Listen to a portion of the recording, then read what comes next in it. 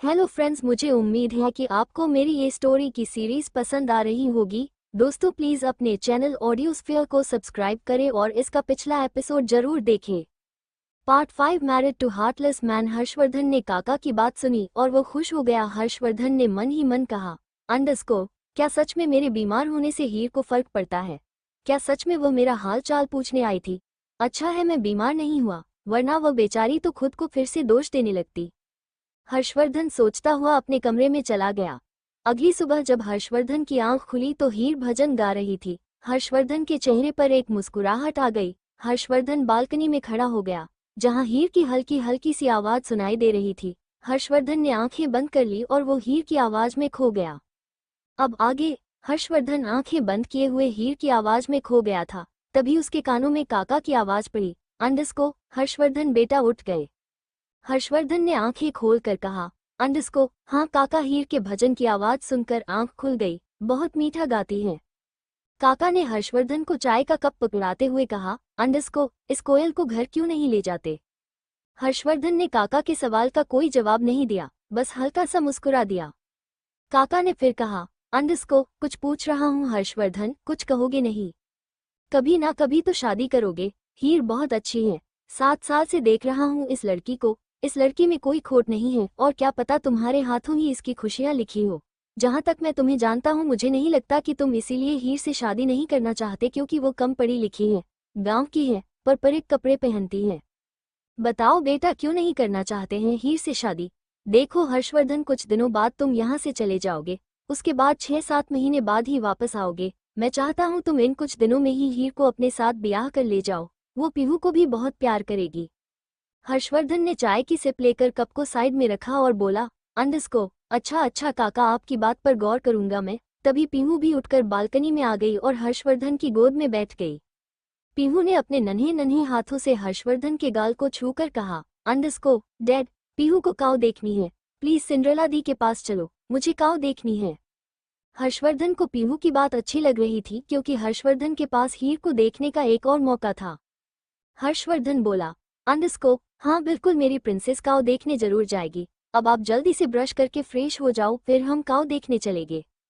दूसरी तरफ हॉस्पिटल में शौर्य को थोड़ी देर के लिए होश आया था और उसने अपने आसपास डॉक्टरों को देखा। करीब 5 बजे मिनट बाद वो फिर से बेहोश हो गया।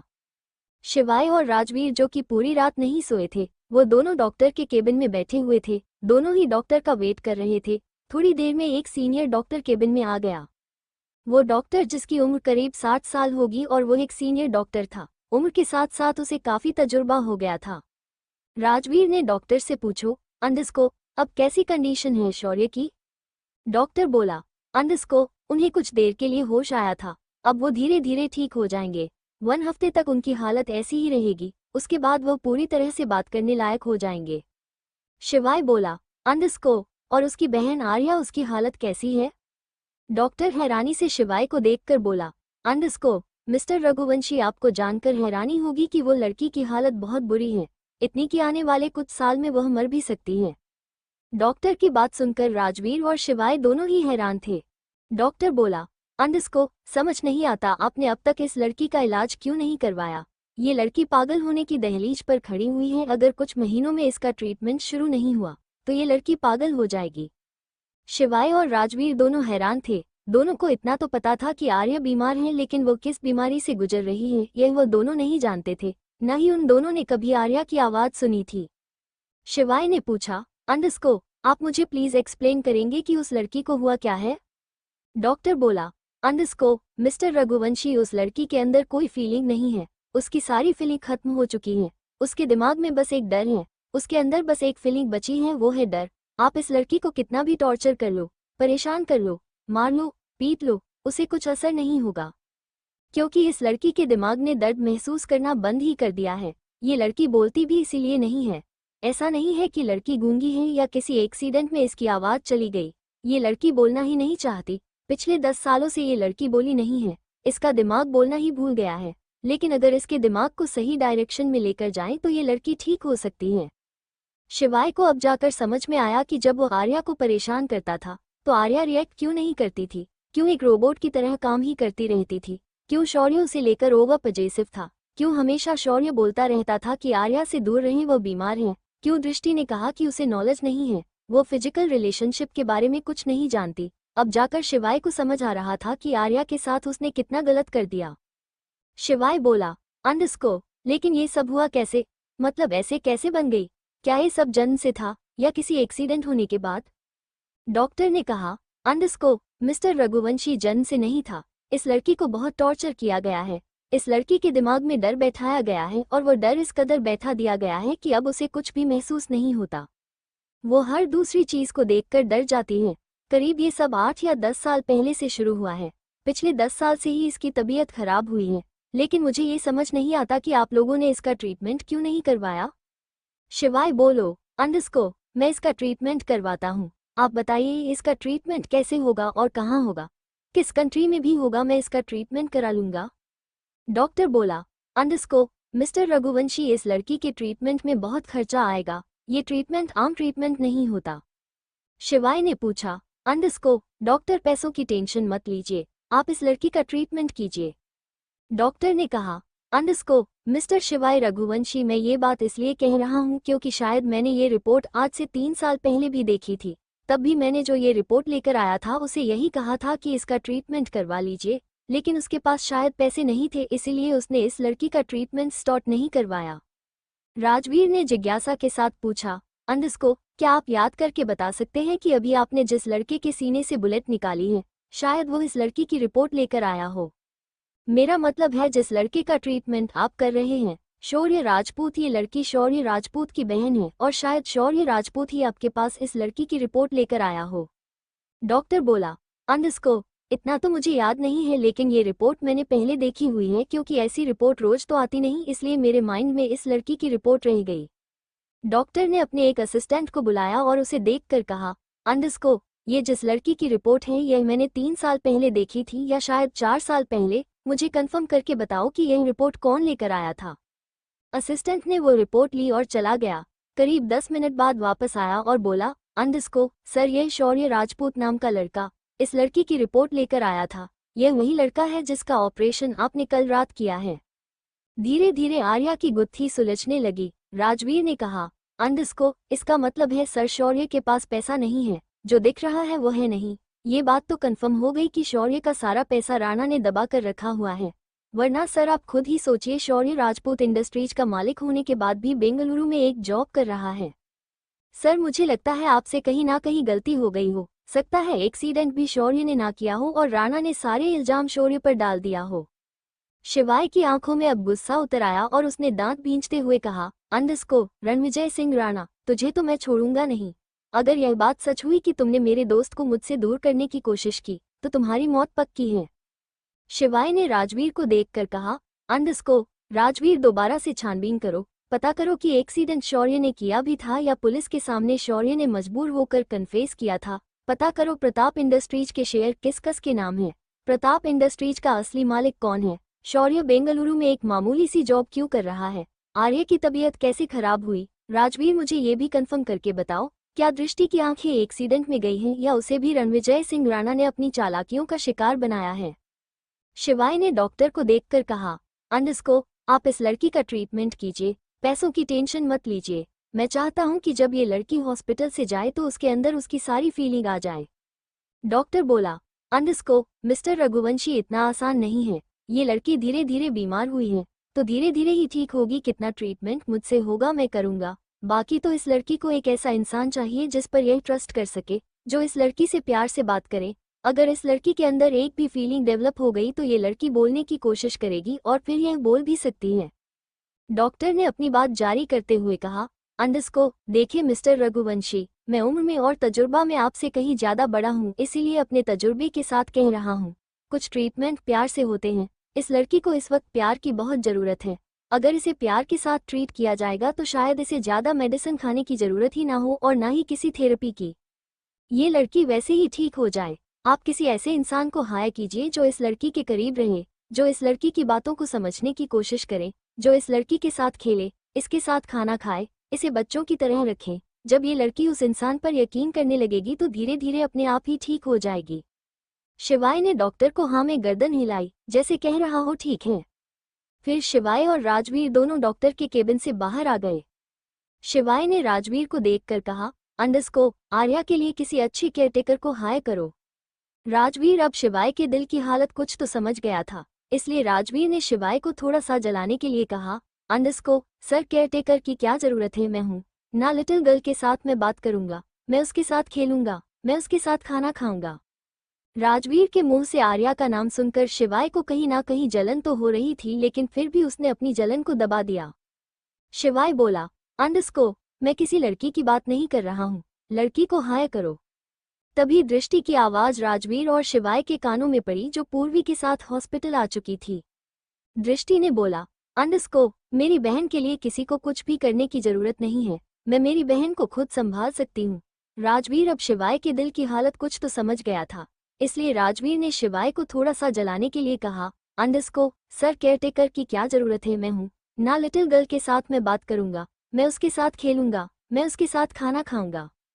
राजवीर के मुंह से आर्या का नाम सुनकर शिवाय को कहीं ना कहीं जलन तो हो रही थी, लेकिन फिर भी उसने अपनी जलन को दबा दिया।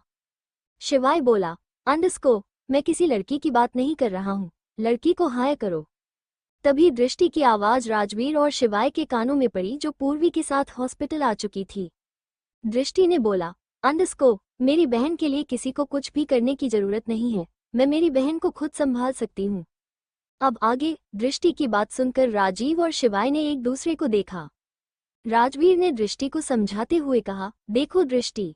राजवीर ने इतना ही कहा था कि दृष्टि उसे रोकते हुए बोली, अंडरस्को, देख ही तो नहीं सकती राजवीर, अगर देख सकती तो मिस्टर रघुवंशी मेरी मजबूरी का फायदा नहीं उठाते, देख सकती तो शिवाय रघुवंशी मेरी इंसल्ट नहीं करते, देख सकती तो मेरा भाई इन दोनों भाइयों के सामने मजबूर ना हुआ होता। प्लीज राजवीर, हम तीनों भाई बहनों को अकेला छोड़ दो। शिवाय को समझ नहीं आ रहा था वो दृष्टि से क्या कहे। शिवाय अपने एटीट्यूड की वजह से दृष्टि को सॉरी तो बिल्कुल नहीं कहता। ये बात राजवीर भी जानता था कि किसी के सामने झुकना शिवाय की फितरत नहीं है, चाहे शिवाय की कितनी भी गलती हो, शिवाय हमेशा अकड़ कर ही रहता था। राजवीर ने सिचुएशन को संभालते हुए दृष्टि के दोनों हाथों को अपने दोनों हाथों से पकड़ा और उसे एक चेयर पर बिठा दिया। राजवीर खुद पंजों के बल बैठ गया। राजवीर बोला, अंडरस्को, मेरी बात सुनो दृष्टि, मैं शौर्य को आज से नहीं कॉलेज टाइम से जानता हूँ, शायद तुम्हें पता नहीं है, मैं शिवाय और शौर्य दोनों का सीनियर था। ये दोनों मेरे बनाए हुए नोट्स से ही पढ़कर पास होते थे, कह सकती हो कि मैं एक टाइम में इन दोनों का ट्यूशन टीचर था। आज सिचुएशन कुछ अलग है। खैर छोड़ो, ये तो रही मेरी बात। अब तुम मुझे एक बात बताओ, क्या तुम नहीं चाहती शौर्य और आर्या पूरी तरह से ठीक हो जाए? कुछ देर के लिए दुश्मनी भूल जाओ और बस अपने भाई बहन के बारे में सोचो। देखो दृष्टि, जैसे शौर्य को मैं अपना छोटा भाई समझता हूँ, उस हिसाब से तुम भी मेरी छोटी बहन हुई, और तुम ही क्यों, लिटिल गर्ल भी मेरी छोटी बहन जैसी हुई। तो क्या तुम अपने बड़े भाई की बात नहीं मानोगी? मेरी बात मान लो दृष्टि, शिवाय सर जो कर रहे हैं उसी में आर्या और शौर्य की भलाई है। लिटिल गर्ल जब पूरी तरह से ठीक हो जाएगी तो मैं वादा करता हूँ मैं खुद तुम्हारे पास आर्या को लेकर आऊंगा। राजवीर की बात सुनकर दृष्टि ने राजवीर की हथेली को कसकर पकड़ लिया। दृष्टि की आंखों में आंसू गिरने लगे। दृष्टि बोली, अंडरस्को, एक ही रात में इतना दुख देख चुकी हूँ कि किसी पर यकीन करने का मन नहीं करता।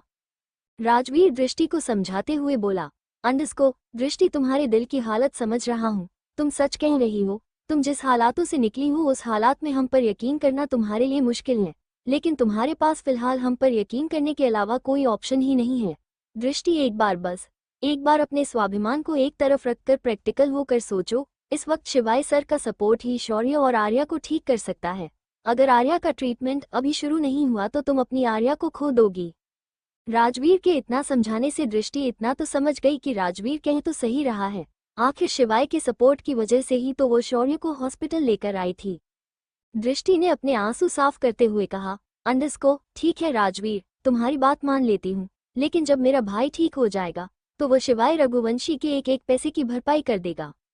राजवीर बोला, अंडरस्को, दृष्टि अब तुम घर जाओ, एक हफ्ते बाद आना। एक हफ्ते बाद तक शौर्य इतना ठीक हो जाएगा कि वो तुमसे बात कर सके। इस बीच हॉस्पिटल आकर क्या करोगी? लिटिल गर्ल को मैं रघुवंशी मेंशन लेकर जा रहा हूँ। ये सुनते ही दृष्टि की आंखों से फिर से पानी आ गया। दृष्टि ने फिर से राजवीर की हथेली को कसकर दबाया और बोली, अंडरस्को, मेरा दिल इजाजत नहीं देता कि मैं अपनी आरू को रघुवंशी मेंशन भेजूं। शिवाय ने फिर उसके साथ कुछ गलत किया तो? नहीं, आरू का ट्रीटमेंट हॉस्पिटल में ही होगा, आरू रघुवंशी मेंशन नहीं जाएगी। राजवीर बोला, अंडरस्को, दृष्टि मैं जो बताऊंगा तुम्हें उस बात पर यकीन नहीं होगा, लेकिन फिर भी सच बताकर देखता हूँ, शायद तुम समझ जाओ। शिवाय सर आरू के साथ कुछ करना नहीं चाहता थे, वह तो बस शौर्य को डराना चाहते थे। फिर भी अगर तुम्हें इस बात पर यकीन नहीं है तो मैं कसम खाकर कहता हूँ, अगर आर्या के साथ उस घर में कुछ भी गलत हुआ तो तुम राजवीर का मरा हुआ मुंह देखोगी। दृष्टि ने जल्दी से राजवीर के मुंह पर हाथ रखकर सुबकते हुए कहा, अंडरस्कोर, ऐसा मत कहिए भैया, एक भाई मौत को छू कर आया है, अब आपको भी कुछ हो जाएगा तो मैं तो गिल्ट से मर जाऊंगी। राजवीर भी थोड़ा इमोशन हो गया, उसने दृष्टि के सिर पर हाथ रखकर कहा, अंडरस्कोर, मैं वादा करता हूँ आरू को रघुवंशी मेंशन में कोई तकलीफ नहीं होगी। दृष्टि ने राजवीर के वादे पर भरोसा करते हुए आर्या को रघुवंशी मेंशन जाने की परमिशन देती। शिवाय दृष्टि से राजपूत हवेली के बारे में बहुत कुछ पूछना चाहता था, लेकिन उसने अभी दृष्टि से बात करना ठीक नहीं समझा। वह जानता था अगर वह दृष्टि से बात करेगा तो दृष्टि का सारा गुस्सा उस पर उतरेगा, इसलिए शिवाय ने चुप रहना ही बेहतर समझा। पूर्वी दृष्टि को हॉस्पिटल से ले गई पुश्तैनी हवेली। हर्षवर्धन तैयार हो रहा था। हर्षवर्धन ने पूरे कमरे में कपड़े ही कपड़े फैलाए हुए थे। हर्षवर्धन को समझ नहीं आ रहा था वह आज चौधरी साहब के घर क्या पहन कर जाए। हर्षवर्धन कपड़े निकालता, मिरर में देखकर अपनी बॉडी पर लगाता और फेंक देता। पीहू तो कब से पिंक कलर का फ्रॉक पहनकर बेड पर बैठी थी और हर्षवर्धन को देख रही थी। पीहू अपनी डोल के साथ खेलती हुई बोली, अंडरस्को, डैडी जल्दी करो ना, पीहू को काऊ देखनी है। हर्षवर्धन बोला, अंडरस्को, बस बेटा अभी 2 मिनट में तैयार हो जाऊंगा। काका पीछे से हंसते हुए बोले, अंडरस्को, पिछले 2 घंटे से यही बोल रहे हो, बेचारी पीहू कब से तैयार होकर बैठी है और तुम हो कि तैयार होने का नाम ही नहीं ले रहे। हर्षवर्धन ने मुस्कुरा कर कहा, अंडरस्को, अरे नहीं काका, ये सारे कपड़े पुराने हो गए, मैं उन कपड़ों को पहनकर नहीं जाऊंगा। कुछ अच्छा सा ढूंढ रहा हूँ लेकिन मिल ही नहीं रहा, मेरे पास कपड़े हैं ही नहीं, लगता है वापस जाकर सबसे पहले अपने लिए कपड़े खरीदने पड़ेंगे।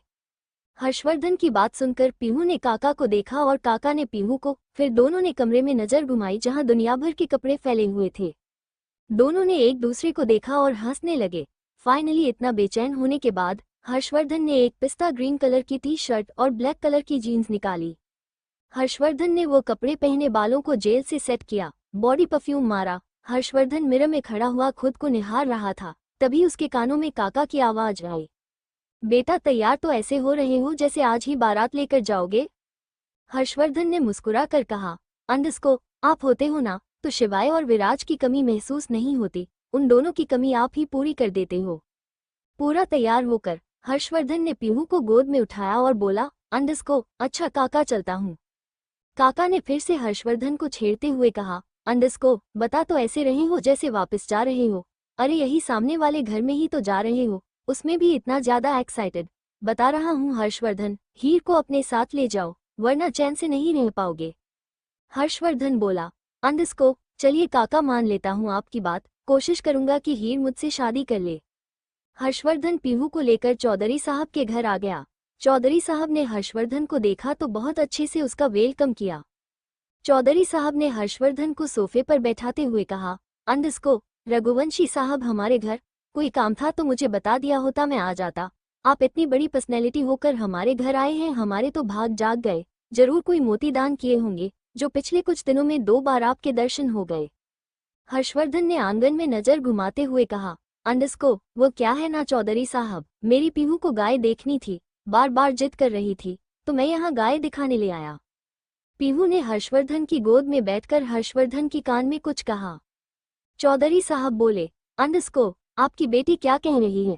हर्षवर्धन बोला, अंडरस्को, ये हीर से मिलना चाहती है। पीहू हीर को सिंड्रेला दी कहती है, लेकिन हीर दिखाई नहीं दे रही। चौधरी साहब ने हीर को आवाज लगाई और हीर का कमरा आंगन में एक कोने में बना हुआ था। हीर बाहर आई। हर्षवर्धन ने देखा तो हीर अपना चेहरा छुपाने की कोशिश कर रही थी। चौधरी साहब ने हीर को देखकर कहा, अंडरस्को, हीर ये बच्ची तुमसे मिलने आई है, इस गाय दिखा दो।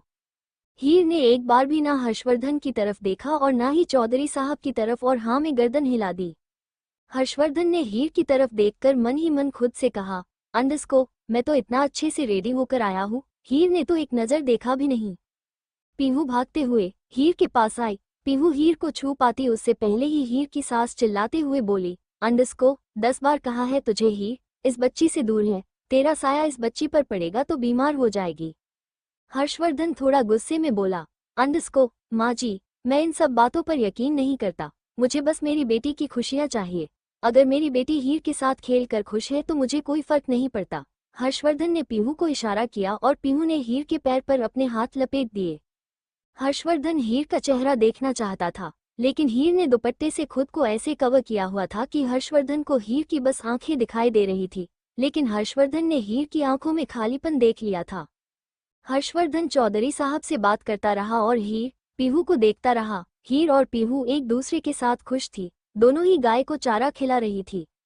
हर्षवर्धन अब तक हीर को लेकर श्योर नहीं था, लेकिन वो इतना समझ गया था कि उसकी पीहू उसके बाद अगर किसी पर विश्वास करती है तो वह हीर है। हर्षवर्धन ने हीर के लिए अपना मन पक्का कर लिया। हर्षवर्धन ने सोच लिया कि अब वो हीर से शादी करके हीर को यहाँ से ले जाएगा। थोड़ी देर बाद बात करके हर्षवर्धन ने पीहू को बुलाया। पीहू आकर हर्षवर्धन की गोद में बैठ गई। हर्षवर्धन को यही सही टाइम लगा। हर्षवर्धन ने सोचा चौधरी साहब से हीर का हाथ मांग लेता हूँ। हर्षवर्धन बोला, अंडस्को चौधरी साहब, मुझे आपसे एक बात करनी थी। चौधरी साहब ने कहा, अंडस्को हाँ हाँ रघुवंशी साहब, क्या बात है? हर्षवर्धन बोला, अंडस्को आप तो जानते ही हैं मेरा डाइवोर्स हो चुका है, मैं शादी करना चाहता हूँ। आप भी जानते हैं मेरे घर में कोई बड़ा नहीं है, मैं ही अपने घर का बड़ा हूँ। कहते हुए अजीब लग रहा है, लेकिन मैं अपने रिश्ते की बात करना चाहता हूँ। हर्षवर्धन इतना ही बोल पाया था कि उसका फोन वाइब्रेट होने लगा। थोड़ी देर बाद बात करके हर्षवर्धन ने पीहू को बुलाया। पीहू आकर हर्षवर्धन की गोद में बैठ गई। हर्षवर्धन को यही सही टाइम लगा। हर्षवर्धन ने सोचा चौधरी साहब से हीर का हाथ मांग लेता हूँ। हर्षवर्धन बोला, अंडस्को चौधरी साहब, मुझे आपसे एक बात करनी थी। चौधरी साहब ने कहा, अंडस्को हाँ हाँ रघुवंशी साहब, क्या बात है? हर्षवर्धन बोला, अंडस्को आप तो जानते ही हैं मेरा डाइवोर्स हो चुका है, मैं शादी करना चाहता हूँ। आप भी जानते हैं मेरे घर में कोई बड़ा नहीं है, मैं ही अपने घर का बड़ा हूँ। कहते हुए अजीब लग रहा है, लेकिन मैं अपने रिश्ते की बात करना चाहता हूँ। हर्षवर्धन इतना ही बोल पाया था कि उसका फोन वाइब्रेट होने लगा। अब आगे हर्षवर्धन ने फोन रिसीव किया। वो फोन हर्षवर्धन के किसी क्लाइंट का था। हर्षवर्धन वो फोन इग्नोर नहीं कर सकता था, इसीलिए हर्षवर्धन ने पीहू को गोद में उठाया और चौधरी साहब के घर से हवेली की तरफ आ गया।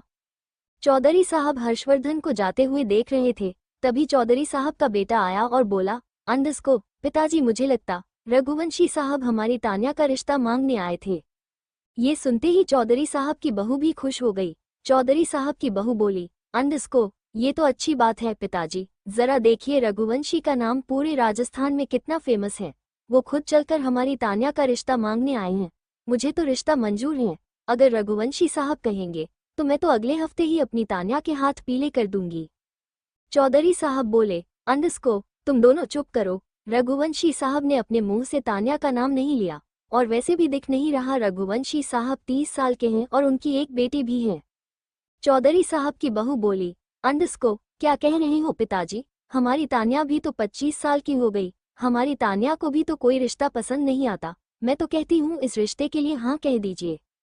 चौधरी साहब बोले, अंडस्को तुम दोनों अपनी बकवास बंद करो, पहले इस बात की पुष्टि हो जाने दो कि वो हमारी तान्या का रिश्ता ही मांगने आया था या किसी और का। चौधरी साहब का बेटा बोला, अंडस्को अरे पिताजी कैसी बातें कर रहे हो, भला तान्या के अलावा किसका रिश्ता मांगने आया होगा। चौधरी साहब ने अपने बेटे को जवाब तो नहीं दिया, लेकिन उसने एक बार हीर को देखा और मन ही मन कहा, अंडस्को शायद हीर रिश्ता मांगने आया था, शायद अब हीर के बुरे दिन खत्म होने वाले हैं। अच्छा है अगर हर्षवर्धन रघुवंशी हीर से शादी कर ले, मेरे भी कुछ पाप धुल जाएंगे। बहुत सह लिया इस बच्ची ने, अब हर्षवर्धन के साथ बाकी की जिंदगी सुकून से बताएगी। विराज मैंशन। पिछले कुछ दिनों से वीरा विराज की बहुत सेवा कर रही थी। उसके पैरों में डेली दवाई लगाती थी और मालिश करती थी, टाइम से मेडिसिन देती थी, खाना भी वही खिलाती थी जो डॉक्टर ने सजेस्ट किया था। विराज अपनी व्हीलचेयर पर बैठा हुआ था। वीरा ने उसका पैर उठाकर अपनी गोद में रखा हुआ था और उस पर मालिश कर रही थी। विराज की नज़र वीरा पर ही टिकी हुई थी। वीरा की झुकी हुई पलकें देखता था तो उसे बहुत अच्छा लगता था। तभी विराज के कानों में वीरा की आवाज़ सुनाई पड़ी, अंडस्को सर आपकी कोई गर्लफ्रेंड थी? विराज बोला, अंडस्को थी, लेकिन मुझे बुरे वक्त में छोड़कर चली गई। वीरा बोली, अंडस्को हो सकता है उसकी कोई मजबूरी हो। विराज बोला, अंडस्को रघुवंशी परिवार का सबसे छोटा बेटा हूँ, और वो मुझे छोड़कर चली गई। तुम ही बताओ वीरा, ऐसी कौन सी मजबूरी होगी जो वो मुझे छोड़कर चली गई? कोई मजबूर नहीं थी, उसने बस एक अपाहिज से शादी करना ठीक नहीं समझा, और देखा जाए तो उसने प्रैक्टिकल होकर सोचा शायद वो सही भी था। कौन अपाहिज से शादी करके जिंदगी भर उसका बोझ ढोता? वीरा बोली, अंडरस्कोप, अरे सर, जहाँ प्यार होता है वहाँ यह अपाहिज होना बीच में नहीं आता, वहाँ बस प्यार होता है। हो सकता है उनकी कोई मजबूरी हो, इसलिए आपको छोड़कर चली गई। विराज थोड़ा गुस्से में बोला, अंडरस्कोप, कोई मजबूरी नहीं थी। मेरा एक्सीडेंट होने के बाद उसकी मजबूरी बाहर आ गई, उससे पहले तो उसकी कोई मजबूरी नहीं थी। वीरा ने कहा, अंडरस्कोप, अच्छा अच्छा सर, माफ कर दीजिए, आपको तो गुस्सा आ गया। मैं तो बस ऐसे ही पूछ रही थी। वैसे उनका का नाम क्या था? विराज बोला, अंडरस्कोप, रवीना। अरे रवीना टंडन, आपसे तो बहुत बड़ी है, आपने रवीना टंडन को पटा लिया। अरे वाह सर, आप तो बहुत टैलेंटेड हो, वीरा ने एक्साइटेड होकर बोला। विराज ने घूर कर वीरा को देखा और बोला, अंडरस्कोप, रवीना टंडन की बात नहीं कर रहा हूँ, रवीना की बात कर रहा हूँ, मेरी कॉलेज फ्रेंड थी। वीरा बोली, अंडरस्कोप, हाँ वही मैं सोचूं, भला कहाँ रवीना टंडन इतनी बड़ी, उम्र में आपकी माँ जितनी, कहाँ आप हैंडसम यंग चॉकलेट बॉय। वीरा तो अपने ही लह में बोलती रहती थी, उसे तो पता भी नहीं था कि वो विराज के बारे में क्या कुछ कह देती है और विराज उसकी बातों पर मुस्कुरा देता था। विराज बोला, अंडरस्कोप, अच्छा मेरी छोड़ो, तुम बताओ तुमने अपनी लाइफ के बारे में क्या सोचा है? वीरा बोली, अंडरस्कोप, पहले आपके पैर ठीक करूंगी, जब आप पूरी तरह से ठीक हो जाएंगे तब शिवाय सर मेरा कॉलेज में एडमिशन करा देंगे और मैं बहुत बड़ी फैशन डिजाइनर बन जाऊंगी। और शादी? शादी नहीं करोगी तुम? विराज ने जिज्ञासा के साथ पूछा। वीरा अब भी विराज के पैरों की मसाज कर रही थी। वीरा बोली, अंडरस्कोप, सर मैंने इस बारे में सोचा नहीं है, मुझे कैसा लड़का चाहिए मुझे सोचना पड़ेगा। तभी पीछे से दीनू काका की आवाज आई, वो बोले, अंडरस्कोप, अरे बिटिया इसमें सोचना क्या है, तुम्हें तो कोई देवता ही मिलेगा, तुम तो इतनी प्यारी हो कि साक्षात भगवान अवतार लेंगे तुमसे शादी करने के लिए। वीरा चिढ़कर बोली, अंडरस्कोप, काका कुछ ज्यादा नहीं हो गया, मुझे देवता से शादी नहीं करनी, मुझे तो कोई सिंपल सा बंदा चाहिए जो बस मेरे दुख दर्द बांट सके। वैसे भी काका भगवान जी को बहुत सारे काम हैं, पूरी सृष्टि संभालना कोई आसान काम नहीं होता, लेकिन देखो वो संभालते हैं। वीरा की बात सुनकर दीनू काका और वीरा जोर जोर से हंसने लगे। दीनू काका ने नोटिस किया कि जब से वीरा विराज की जिंदगी में आए हैं विराज मुस्कुराने लगा है।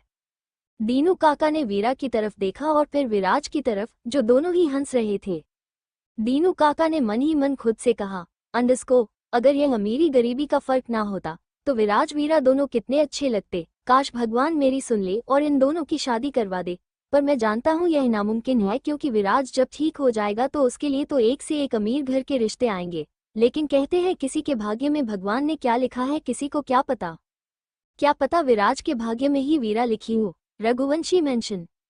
शिवाय ने आर्या को गोद में उठाया हुआ था। आर्या इस वक्त सो रही थी। शिवाय राजवीर जब आर्या को हॉस्पिटल से घर लाए तो वो रास्ते में सो गई। शिवाय आर्या को गोद में उठाकर अपने बेडरूम की तरफ ले जाने लगा तो राजवीर ने पीछे से कहा, अंडरस्कोप, सर लिटिल गर्ल आपके बेडरूम में रहेगी? शिवाय ने पलट कर देखा और बोला, अंडरस्कोप, तुझे ज्यादा टेंशन लेने की जरूरत नहीं है, छुईमुई मेरे बेडरूम में रहेगी और मैं किसी दूसरे कमरे में रहूंगा। शिवाय ने आर्या को बेड पर लिटा दिया और खुद दूसरे कमरे में चला गया।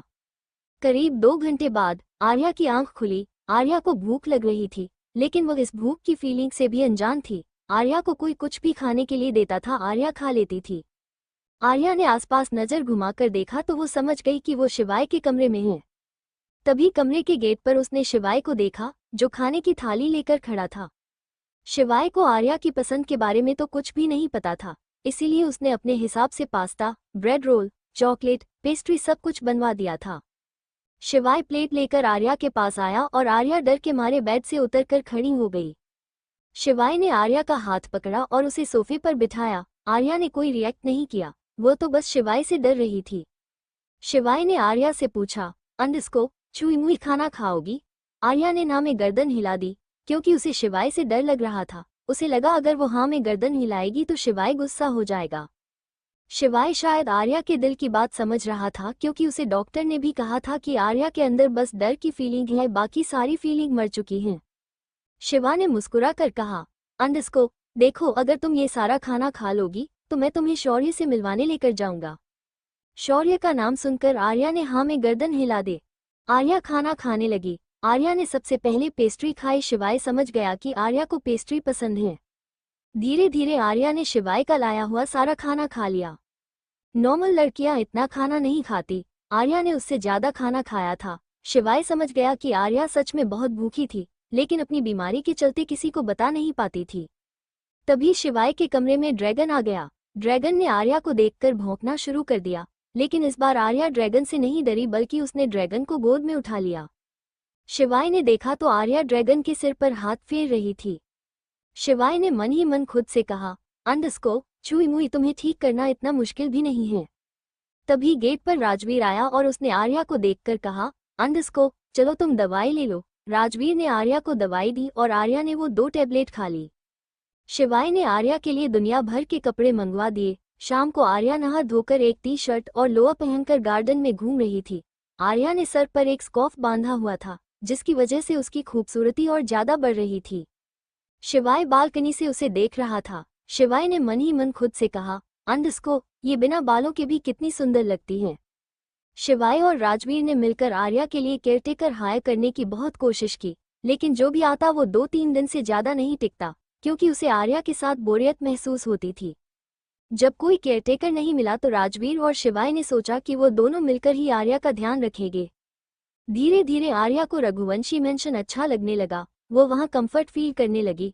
आर्या का कोई काम नहीं करना होता था। वो नहाती, दवाएं खाती, गार्डन में घूमती, ड्रैगन के साथ खेलती।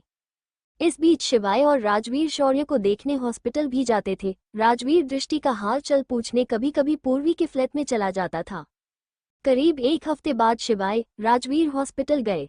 दोनों ने जैसे ही शौर्य के कमरे में एंटर किया, दोनों ने देखा शौर्य बेड पर टेक लगाकर बैठा हुआ था। शौर्य काफी हद तक ठीक हो गया था, लेकिन इतना नहीं कि वो बात कर सके। डॉक्टर ने उसे बातें करने के लिए मना किया था। शौर्य ने जैसे ही शिवाय को देखा, अपने पास रखे एक जग को उठाकर गुस्से में शिवाय की तरफ फेंक कर मारा। शिवाय ने वो कैच कर लिया। शिवाय ने शौर्य की तरफ आंख मारी और मुस्कुरा कर बोला, अंडस्को नाइस शॉट। शौर्य को देखकर शिवाय समझ गया कि शौर्य सबसे पहले अपनी बहनों के बारे में पूछेगा, इसलिए उसने खुद ही बता दिया। अंडस्को शौर्य तेरी दोनों बहनें ठीक हैं। दृष्टि पूर्वी के फ्लैट में है और आर्या हमारे साथ रघुवंशी मेंशन। शौर्य ने गुस्से में शिवाय को देखा तो शिवाय ने फिर कहा, अंडस्को देख एक बार मेरी बात सुन ले, उसके बाद गुस्सा कर लियो। आर्या का इलाज कराना बहुत जरूरी है और मैं जानता हूँ तेरे पास पैसे नहीं हैं। शिवाय ने शौर्य की तरफ आंख मारी और मुस्कुरा कर बोला, अंडस्को नाइस शॉट। शौर्य को देखकर शिवाय समझ गया कि शौर्य सबसे पहले अपनी बहनों के बारे में पूछेगा, इसलिए उसने खुद ही बता दिया। अंडस्को शौर्य तेरी दोनों बहनें ठीक हैं। दृष्टि पूर्वी के फ्लैट में है और आर्या हमारे साथ रघुवंशी मेंशन। शौर्य ने गुस्से में शिवाय को देखा तो शिवाय ने फिर कहा, अंडस्को देख एक बार मेरी बात सुन ले, उसके बाद गुस्सा कर लियो। आर्या का इलाज कराना बहुत जरूरी है और मैं जानता हूँ तेरे पास पैसे नहीं हैं। अब आगे। रजावत इंडस्ट्रीज। एक 40-42 साल का आदमी गुस्से से अपने सामने खड़े हुए 2 बॉडीगार्ड को घूर रहा था। उस आदमी के चेहरे पर काफी तेज था, बॉडी भी काफी अट्रैक्टिव थी। ब्लैक 3 पीस में अच्छे अच्छे मॉडल का फेल कर दे, आंखों में गुस्सा जो उसकी पर्सनैलिटी को और ज्यादा बढ़ा रहा था। उनमें से एक बॉडीगार्ड बोला, अंडस्को सर हम आपको बताना चाहते थे, लेकिन आप इंडिया से बाहर थे। वो आदमी बोला, अंडस्को बाहर गया था, मर नहीं गया था। जो तुमने मुझे इतनी जरूरी बात बताना भी ठीक नहीं समझा। दूसरा बॉडीगार्ड जो नजर झुकाए खड़ा था, वो धीरे से बोला, अंडस्को सर भगवान आपको लंबी उम्र दे, ऐसा मत कहिए। वो आदमी गुस्से में बोला, अंडस्को अब कैसी तबीयत है शौर्य की? पहला बॉडीगार्ड बोला, अंडस्को अब वो काफी हद तक ठीक है, ऑपरेशन सक्सेसफुल हो गया था, सारा खर्चा मिस्टर रघुवंशी ने किया है। शौर्य की तबीयत ठीक है। ये सुनते ही वो आदमी चेयर पर बैठ गया और अपना गुस्सा कंट्रोल करते हुए बोला, अंडस्को तुम दोनों समझते नहीं हो, शौर्य और उसकी बहनों में मेरी जान बसती है। वो तीनों बच्चे मेरे लिए बहुत अहमियत रखते हैं। मैं आज ही शौर्य से मिलने जाऊंगा। दूसरी तरफ हॉस्पिटल में शिवाय आगे बोला, अंडस्को मैं ये भी जानता हूँ कि तेरा वो फूफा रणविजय सिंह राणा तेरी सारी प्रॉपर्टी पर कुंडली मारकर बैठा है। तेरे पास पैसे नहीं हैं, इसलिए तो बेंगलुरु में एक मामूली सी इंजीनियरिंग की जॉब कर रहा है। पैसे ना होने की वजह से तो आर्या का इलाज भी नहीं करवा पा रहा। शौर्य शिवाय को घूर कर देख रहा था। शौर्य को डॉक्टर ने ज्यादा बात करने से मना किया था, इसलिए उसने धीरे से लेकिन गुस्से में कहा, अंडस्को मेरा बीपी हाई हो रहा है, जा यहाँ से। शिवाय बोला, अंडस्को गुस्सा क्यों कर रहा है, हमारी दुश्मनी एक तरफ और तेरी बहन का इलाज एक तरफ। अगले ही पल शिवाय ने आंख मार कर कहा, अंडस्को अबे साले, तेरी बहन मेरी भी तो कुछ लगती है। शौर्य ने गुस्से से शिवाय को देखा। शिवाय फिर बोला, अंडस्को अरे यार तू तो बुरा मान गया, तेरी बहन मतलब मेरी। मेरी क्या, मेरी छुई मुई। शौर्य ने राजवीर से कहा, अंडस्को इसे लेकर जा, वरना मैं गुस्से में कुछ कर दूंगा। शिवाय ने फिर से शौर्य को चिढ़ाते हुए कहा, अंडस्को साले साहब बुरा मान गए। शौर्य ने गुस्से में पास में रखे एक गिलास को जमीन पर दे मारा। राजवीर ने शिवाय को बाहर जाते हुए कहा, अंडस्को सर बाहर जाए, मैं बात करता हूँ। शिवाय आज खुश था। बेशक उसकी और शौर्य की कितनी भी दुश्मनी थी, लेकिन शौर्य काफी हद तक ठीक हो गया था। ये देखकर शिवाय को कहीं ना कहीं अच्छा लग रहा था और इसीलिए वो शौर्य के साथ मजाक कर रहा था। राजवीर जबरदस्ती शिवाय को कमरे से बाहर कॉरिडोर में ले आया। राजवीर बिना किसी भाव के बोला, अंडस्को सर आप जानते हैं वो अभी अभी ठीक हुआ है और आप उसके साथ ऐसी बातें कर रहे हैं। शिवाय ने मुस्कुरा कर कहा, अंडस्को साला ठीक हो गया ना, अब दहाड़े मारेगा, मुझे देखकर तो कुछ ज्यादा ही दहाड़ मारेगा। मजा आएगा उसके साथ लड़ने में, बस ये जल्दी से ठीक हो जाए और मुझे पर हमला करे, फिर जो मजा आएगा ना वो बस मैं ही जानता हूँ। किसी और के साथ लड़ने में मजा ही नहीं आता। शौर्य की बात अलग है, ये बंदा टक्कर देता है। राजवीर कई सालों से शिवाय के साथ काम कर रहा था, इसलिए राजवीर को इतना तो पता था कि शिवाय शौर्य को ठीक देखकर खुश है। राजवीर बोला, अंडस्को सर प्लीज सिचुएशन को समझने की कोशिश कीजिए, वो अब भी पूरी तरह से ठीक नहीं है, मैं बात करता हूँ। राजवीर इतना बोलकर शौर्य के पास चला गया। करीब 20 मिनट बाद राजवीर वापस से शिवाय के पास आया और बोला, अंडस्को सर मैंने शौर्य को अच्छे से समझा दिया है। शिवाय बोला, अंडस्को क्या बात है राजवीर, कुछ तो है तुझ में जो तेरी बात हर कोई मान लेता है। दृष्टि भी तेरी बात मानकर चली गई और शौर्य ने भी तेरी बात मान ली। राजवीर बोला, अंडस्को ऐसा कुछ नहीं है सर, अगर किसी को समझदारी और प्यार से समझाया जाए तो वो समझ जाता है, लेकिन समझता भी वही है जो समझदार हो। बेवकूफ़ लोगों को समझाया ही नहीं जा सकता, क्योंकि बेवकूफ़ लोग कुछ समझना ही नहीं चाहते, उन्हें लगता है वही दुनिया में सबसे ज्यादा समझदार है। शिवाय हैरानी से राजवीर को देख रहा था और फिर मुस्कुरा कर बोला, अंडस्को मुझे तेरी इतनी लंबी चौड़ी स्पीच में कुछ समझ नहीं आया, बस इतना ही समझ आया कि तूने कई बार समझदार शब्द बोला है, डायरेक्ट इनडायरेक्ट मुझे बेवकूफ़ बोला है, पर तेरा मुझे बेवकूफ़ बोलने से मुझ पर कोई फर्क नहीं पड़ेगा, मैं जैसा हूँ वैसा ही रहूंगा, हार्ड हार्टेड। राजवीर ने मन ही मन कहा, अंडस्को जानता हूँ बेवकूफ़ खुद को कभी बेवकूफ़ नहीं समझता, बहुत इंटेलिजेंट समझता है, लेकिन वो कहते हैं ना शेर को भी सवाशा मिलता है। हो ना हो एक ऐसा इंसान आएगा जिसके सामने तुम पानी भरोगे, ये जो मुस्कुराकर किसी भी इंसान को हट कर देते हो ना एक दिन खुद भी उतना ही हट होगे। शिवाय ने राजवीर के कंधे पर हाथ मारकर कहा, अंडस्को बस कर, मन ही मन कितनी गाली देगा, चल अब चलते हैं, आर्या की थेरेपी का टाइम हो गया, फिर मुझे ऑफिस भी जाना है। शिवाय और राजवीर दोनों हॉस्पिटल से बाहर आ रहे थे। शिवाय थोड़ा आगे आगे चल रहा था और राजवीर पीछे पीछे, दोनों अपनी गाड़ी की तरफ जा रहे थे। शिवाय ने ध्यान नहीं दिया और सामने से आए हुए इंसान से टकरा गया। शिवाय में बहुत एटीट्यूड था, इसलिए उसने उस आदमी को देखकर गुस्से में कहा, अंडस्को दिखाई नहीं देता, अंधे हो, तुमने तो चश्मा लगाया हुआ है, शायद सच में अंधे हो। उस आदमी ने अपना चश्मा आंखों से हटाकर कहा, अंडस्को दिखाई तो तुम्हें भी नहीं देता, लेकिन तुमने चश्मा नहीं लगा रखा, ब्लैक चश्मा लगा कर रखा करो, सामने वाले को भी तो पता चले तुम कितने बड़े अंधे हो। शिवाय ने एटीट्यूड के साथ कहा, अंडस्को रघुवंशी परिवार अपने से बड़ों पर हाथ नहीं उठाता, वरना एक पंच में ही तुम्हारा मुंह सूजा देता। उस आदमी ने कहा, अंडस्को लेकिन रजावत परिवार में ऐसा कोई रूल नहीं है, रजावत परिवार में छोटों को आराम से पिट देते हैं। इतना कहकर उस आदमी ने शिवाय को पंच मारने के लिए हाथ उठाया तो शिवाय ने उसका हाथ वहीं पकड़ लिया। शिवाय ने सुलगती हुई आंखों से कहा, अंडस्को शिवाय रघुवंशी नाम है मेरा, मुझ पर हाथ उठाना तो दूर मुझे छू भी नहीं सकते। इतना कहकर शिवाय ने उस आदमी का हाथ झटका और पंच बनाकर उसे मारने को हुआ, लेकिन उस आदमी ने भी शिवाय का हाथ पकड़कर उसे पीछे की तरफ मोड़ दिया। उस आदमी ने भी गुस्से में दांत भींचते हुए कहा, अंडस्को वरदान सिंह रजावत नाम है मेरा, मुझ पर हाथ उठाना तो दूर नजर उठाकर भी नहीं देख सकते, वरना तुम्हारी ये भूरी बिलौटे सी आंखें तुम्हारे पास नहीं रहेगी। तभी वहां राजवीर और वरदान सिंह रजावत के बॉडीगार्ड आ गए। दोनों ने एक दूसरे को छुड़वाते हुए कहा, अंडरस्को सर प्लीज आप एक बड़ी पर्सनैलिटी हैं और ऐसे लड़ते हुए अच्छे नहीं लगते। शिवाय और वरदान एक दूसरे को गुस्से भरी नजरों से देख रहे थे। शिवाय वरदान को पॉइंट करते हुए बोला, अंडरस्को कोशिश करना आगे से मेरे सामने ना आओ वरना जिंदा नहीं बचाओगे। वरदान ने भी एटीट्यूड के साथ कहा, अंडरस्को वरदान सिंह रजावत अपने रास्ते नहीं बदलता, लेकिन जो उसके रास्ते में आता है उसे अपने रास्ते से हटा जरूर देता है।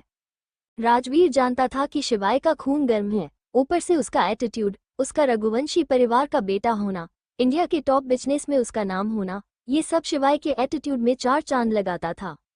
राजवीर ने शिवाय को समझाते हुए कहा, अंडरस्को सर समझने की कोशिश कीजिए, उम्र में आपसे बड़े हैं, कल को हर्षवर्धन चाचू को ये सब पता चलेगा तो आपको ही डांट पड़ेगी। आप नहीं जानते, आने वाले कुछ दिनों में हर्षवर्धन चाचू और वरदान सिंह रजावत के बीच किसी डील को लेकर मीटिंग है, समझने की कोशिश कीजिए, आप थोड़े से एटीट्यूड की वजह से बिजनेस में लॉस नहीं करवा सकते। शिवाय राजवीर की बात समझ तो रहा था, लेकिन उसे अपना गुस्सा कंट्रोल करना नहीं आता था। शिवाय वैसे तो हंसता मुस्कुराता रहता था, लेकिन जब गुस्सा आता था तो बहुत गुस्सा आता था। शिवाय ने गुस्से में पंच बनाकर गाड़ी के बोनट पर मारा और तब तक मारता रहा जब तक शिवाय का गुस्सा शांत नहीं हो गया। राजवीर शिवाय को देख रहा था। राजवीर ने मन ही मन कहा, अंडरस्को लगता है शेर को सवा शेर मिल भी गया। ऑस्ट्रेलिया में एक रेस्टोरेंट में डेजी दिव्यांश का इंतजार कर रही थी। थोड़ी देर बाद दिव्यांश भी पैंथर के साथ वहां आ गया। दिव्यांश डेजी के सामने बैठा था और डेजी दिव्यांश के सामने बैठकर कॉफी का सिप ले रही थी। दोनों में इन्वेस्टमेंट को लेकर डिस्कशन हुआ। फाइनली दिव्यांश के समझाने पर डेजी समझ गई और उसने इन्वेस्टमेंट वापस लेने का डिसीजन रिजेक्ट कर दिया। दिव्यांश और डेजी की मीटिंग सक्सेसफुल रही। दिव्यांश डेजी को बाय बोलकर जाने लगा तो डेजी ने उसे पीछे से रोकते हुए कहा, अंडरस्को मिस्टर दिव्यांश रघुवंशी, मैंने आपकी बात मानकर अपना इन्वेस्टमेंट वापस लेने का डिसीजन बदल दिया है, तो आपको नहीं लगता कि आपको भी मेरी एक बात माननी चाहिए? ये सुनते ही दिव्यांश और पैंथर के दिमाग में एक ही बात घूम गई, कहीं ये हमसे भी तो इलीगल डिमांड नहीं करना चाहती, कहीं वो दिव्यांश के साथ रात तो नहीं बताना चाहती। दिव्यांश डेजी को गुस्से में घूर रहा था, क्योंकि अगर ऐसा होता तो दिव्यांश तो डेजी का मुंह तोड़ देता है। पैंथर ने भी एक बार दिव्यांश को देखा और दूसरी बार डेजी को और फिर मन ही मन खुद से कहा, अंडरस्को शिवाय ने छोड़ दिया तुझे डेजी, दिव्यांश नहीं छोड़ेगा।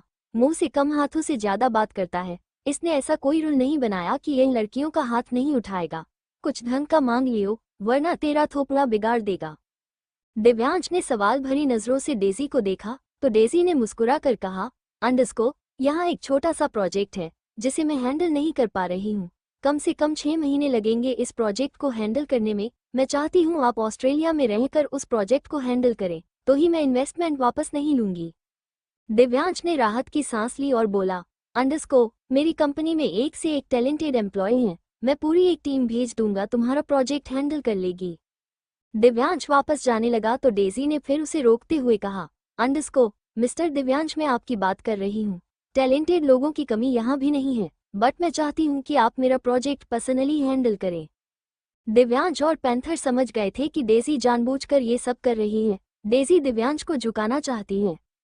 दिव्यांश फिर बोला, अंडरस्को ठीक है मैं इंडिया में रहकर तुम्हारा प्रोजेक्ट हैंडल कर दूंगा। डेजी बोली, अंडरस्को मिस्टर दिव्यांश मैं इस प्रोजेक्ट में बस अपना प्रॉफिट नहीं देख रही हूँ, आपका भी देख रही हूँ। अगर आपने ये प्रोजेक्ट अच्छे से हैंडल कर लिया तो आने वाले 17 प्रोजेक्ट मैं आपको दूंगी। दिव्यांश और पैंथर अब सोचने पर मजबूर हो गए। देखा जाए तो डेजी ने उनके सामने एक बहुत अच्छी डील रखी थी। दिव्यांश बोला, अंडरस्को ठीक है मैं सोच कर बताता हूँ। इतना कहकर दिव्यांश वहां से चले गए। डेजी ने मुस्कुराकर खुद से कहा, अंडरस्को शिवाय ना सही दिव्यांश तुम ही सही, तुम भी कम हॉट नहीं हो। डेजी बोली, अंडरस्को मिस्टर दिव्यांश मैं इस प्रोजेक्ट में बस अपना प्रॉफिट नहीं देख रही हूँ, आपका भी देख रही हूँ। अगर आपने ये प्रोजेक्ट अच्छे से हैंडल कर लिया तो आने वाले 17 प्रोजेक्ट मैं आपको दूंगी। दिव्यांश और पैंथर अब सोचने पर मजबूर हो गए। देखा जाए तो डेजी ने उनके सामने एक बहुत अच्छी डील रखी थी। दिव्यांश बोला, अंडरस्को ठीक है मैं सोच कर बताता हूँ। इतना कहकर दिव्यांश वहां से चले गए। डेजी ने मुस्कुराकर खुद से कहा, अंडरस्को शिवाय ना सही दिव्यांश तुम ही सही, तुम भी कम हॉट नहीं हो। अब आगे दिव्यांश और पैंथर दोनों गाड़ी में बैठे थे। पैंथर बोला, अंडरस्को सर डेजी बहुत चालाक है, वो जानबूझकर हमें यहाँ रोकना चाहती हैं। दिव्यांश बोला, अंडरस्को जानता हूँ, पैंथर पता करके बताओ आखिर हमें यहाँ रोकना क्यों चाहती हैं? फिलहाल इसकी बात मानने के अलावा हमारे पास ऑप्शन नहीं है। कुछ ही देर में दोनों होटल पहुंच गए। दिव्यांश अपने रूम में गया और पैंथर अपने रूम में थोड़ा रेस्ट करने के बाद दिव्यांश फ्रेश होने के लिए वॉशरूम में चला गया। दिव्यांश शावर के नीचे खड़ा था। दिव्यांश ने आंखें बंद की तो उसे दृष्टि का चेहरा दिखाई देने लगा। दिव्यांश ने झटके से आंखें खोली। ये तो दिव्यांश के साथ रोज ही होता था। जब भी दिव्यांश को थोड़ा भी खुद के लिए समय मिलता था, दिव्यांश उस समय में दृष्टि को याद करता था। दिव्यांश 1 घंटे बाद वॉशरूम से बाहर आया। दिव्यांश ने कपड़े चेंज किए और लैपटॉप लेकर बैठ गया। दिव्यांश कुछ काम नहीं कर रहा था, बल्कि सोशल मीडिया पर दृष्टि का अकाउंट ढूंढ रहा था। दिव्यांश ने शिवाय का, शौर्य का, राजवीर का अकाउंट चेक कर लिया था, लेकिन उसे दृष्टि की कोई भी फोटो कहीं नहीं मिली। करीब 1 घंटा लैपटॉप में झक मारने के बाद भी दिव्यांश को दृष्टि की एक भी फोटो नहीं मिली। आज दिव्यांश का मन दृष्टि को देखने का कर रहा था। दिव्यांश ने गुस्से में लैपटॉप बंद कर दिया और आंखें बंद करके बेड पर लेट गया। तभी दिव्यांश के कानों में दृष्टि की आवाज सुनाई थी, आप मुझसे नाराज हैं, तो फिर आज आप मेरे पास क्यों नहीं आए? आज पहली बार दिव्यांश को दृष्टि की कोई मीठी बात याद आई थी, वरना पिछले कितने ही दिनों से दिव्यांश को दृष्टि के कड़वे शब्द ही याद आते थे। दिव्यांश ने हल्के से आंखें खोली, उसके चेहरे पर छोटी सी मुस्कुराहट ठहर गई। दिव्यांश फिर से उठा, उसने अपना लैपटॉप खोला, फिर से सोशल मीडिया के सारे अकाउंट चेक करने लगा। दिव्यांश को अब भी निराशा ही हाथ लगी। दिव्यांश ने आंखें बंद की और कुछ याद करने लगा। फ्लैशबैक दिव्यांश को याद आया कि करीब 3 साल पहले वो शिवाय के साथ एक क्लब में गया था, जहां शौर्य अपना बर्थडे सेलिब्रेट कर रहा था। दिव्यांश धीरे धीरे याद करने लगा तो उसे याद आया कि उसने दृष्टि को उस दिन वहां देखा था। उस वक्त दृष्टि की आंखें ठीक थी। दिव्यांश ने अपने दिमाग पर थोड़ा और जोर डाला तो उसे याद आया कि उस पार्टी में एक लड़की थी जिसने पिंक कलर की बाबी ड्रेस पहनी हुई थी। वो ड्रेस लड़की के घुटनों तक थी। वो लड़की मस्ती में डांस कर रही थी। दिव्यांश की नज़र उस लड़की पर ठहर गई। दिव्यांश ज्यादातर लड़कियों को ऐसे नहीं देखता था, लेकिन दृष्टि की बात अलग थी। ना चाहते हुए भी दिव्यांश दृष्टि का डांस एंजॉय कर रहा था। दृष्टि भी कोई परफेक्ट डांस नहीं कर रही थी, वो तो बस डांस के साथ साथ ड्रामे कर रही थी और इस ड्रामे को देखकर दिव्यांश के चेहरे पर ना चाहते हुए भी मुस्कुराहट आ गई। ब्रेक ग्राउंड में गाना चल रहा था और दृष्टि ने आर्या का हाथ पकड़ा हुआ था। दृष्टि आर्या को हाथ पकड़ पकड़ कर डांस करवा रही थी, लेकिन आर्या तो इन सब फीलिंग से अनजान थी। तेरे नालो टूटे नी मौजन 80 लुटिया नी महीने मुने किथे दिनन बाद आ गई नी मैं पहले वीक खुश होया दूजे वीक पेग लाए तीजे वीक PHER तेरी याद आ गई। दिव्यांश एक सोफे पर ड्रिंक का गिलास पकड़े बैठा था। शौर्य शिवाय भी मस्ती में डांस कर रहे थे। दिव्यांश को ज्यादा डांस करना पसंद नहीं था, इसीलिए वो चुपचाप शांति से एक जगह बैठा था। दिव्यांश ने देखा तो दृष्टि उसके ही पास आ रही थी। दृष्टि अचानक से आकर उसके पास बैठ गई और लंबी लंबी सांसें लेने लगी। दृष्टि डांस करते करते थक गई थी। दृष्टि ने दिव्यांश को देखकर कहा, अंडस्को, आप भाई के दोस्त हो? दिव्यांश ने हाँ में गर्दन हिला दी। दृष्टि ने फिर पूछा, अंडस्को, आप डांस नहीं करोगे? दिव्यांश ने ना में गर्दन हिला दी। दृष्टि ने दिव्यांश की टेबल पर रखा एक सॉफ्ट ड्रिंक का गिलास उठाया और पी गई। दिव्यांश चोर नजरों से दृष्टि को ही देख रहा था। दृष्टि ने थोड़ा रेस्ट किया और फिर से डांस फ्लो पर पहुंच गई। Flashback and. दिव्यांश ने आंखें खोली तो उसके चेहरे पर एक मुस्कुराहट आ गई। उसने फिर से लैपटॉप खोला और शौर्य के सोशल मीडिया अकाउंट में 3 साल पहले की फोटो ढूंढने लगा। इस बार दिव्यांश की किस्मत दिव्यांश के साथ थी। दिव्यांश को वो सारी फोटोग्राफ्स मिल गई। दिव्यांश ने एक एक करके वो फोटोग्राफ देखी तो मुश्किल से 2 फोटोग्राफ में दृष्टि थी। उन दोनों फोटो में भी एक फोटो में दृष्टि का फेस ब्लर था। दूसरी फोटो में दृष्टि बहुत सुंदर लग रही थी। वो फोटो उसी वक्त की थी जब दृष्टि दिव्यांश के पास आकर बैठी थी। उस फोटो में दृष्टि और दिव्यांश साथ में बैठे हुए थे। दिव्यांश ने उस फोटो को अपने मोबाइल में सेंड कर दिया। दिव्यांश ने लैपटॉप में वही गाना प्ले कर दिया जिस गाने पर दृष्टि डांस कर रही थी। दिव्यांश बार बार उसी गाने को सुन रहा था, फिर फोन में उस फोटो को देखने लगा। दिव्यांश उस फोटो को तब तक देखता रहा जब तक उसकी आंखें भारी नहीं हो गई। थोड़ी देर में दिव्यांश की आंख लग गई और वो सो गया। पुश्तैनी हवेली। हर्षवर्धन स्टडी रूम में बैठकर कुछ फाइल स्टडी कर रहा था। तभी काका हर्षवर्धन के लिए कॉफी लेकर आए। काका बोले, अंडस्को, क्या हुआ हर्षवर्धन बेटा, बनी कुछ बात? हर्षवर्धन बोला, अंडस्को, काका कल गया था चौधरी साहब से रिश्ते की बात करने, लेकिन बात पूरी कर पाता उससे पहले ही एक इम्पोर्टेंट कॉल आ गया। काका बोले, अंडस्को, कोई बात नहीं, अभी तो तुम यही हो, आराम से चौधरी साहब से बात कर लेना। तभी हर्षवर्धन का फोन पर वाइब्रेट होने लगा। हर्षवर्धन ने फोन रिसीव किया। थोड़ी देर बात करने के बाद हर्षवर्धन ने काका को देखकर कहा, अंडस्को काका, मेरे कुछ क्लाइंट यहाँ आने वाले हैं, उन्हें हमारी पुश्तैनी हवेली देखनी है। काका बोले, अंडस्को ये तो बहुत अच्छी बात है, कब आने वाले हैं बता दो मुझे, मैं खाने पीने का इंतजाम कर दूंगा। हर्षवर्धन बोला, अंडस्को 12 लोग होंगे, इंडियन फूड ही बनाना, कल आएंगे वो लोग। काका बोले, अंडस्को तुम बेफिक्र रहो, मैं उन्हें बहुत अच्छा खाना बनाकर खिलाऊंगा। काका हर्षवर्धन के कमरे से चले गए। हर्षवर्धन अपने लैपटॉप में डूब गया। करीब कुछ मिनट बाद ही हर्षवर्धन के कानों में काका की चीख सुनाई दी। हर्षवर्धन जल्दी से कमरे से बाहर गया तो देखा काका सीढ़ियों से फिसल गए हैं। हर्षवर्धन जल्दी से काका के पास गया और काका को उठाते हुए बोला, अंडस्को काका कैसे चलते हो, ध्यान कहाँ था आपका, आपको लग जाती तो, पता है ना इस उम्र में हड्डियां जुड़ती नहीं हैं। काका बोले, अंडस्को एक तो मुझे पहले ही कूल्हे में चोट लग गई, ऊपर से तुम मुझे डांट रहे हो। हर्षवर्धन बोला, अंडस्को अब आप बैठिए, मैं डॉक्टर को फोन करता हूँ। हर्षवर्धन ने काका को सोफे पर बैठा दिया। कुछ ही देर में डॉक्टर की वहां आ गया। डॉक्टर ने काका का चेकअप किया और उन्हें एक इंजेक्शन देते हुए कहा, अंडस्को रघुवंशी साहब अब इनका का ध्यान रखिए, कम से कम 4 दिन रेस्ट की जरूरत है। काका बोले, अंडस्को अरे नहीं डॉक्टर साहब, मैं रेस्ट नहीं कर सकता, कल हर्षवर्धन बेटे के कुछ मेहमान आने वाले हैं, उनके लिए खाना बनाना है।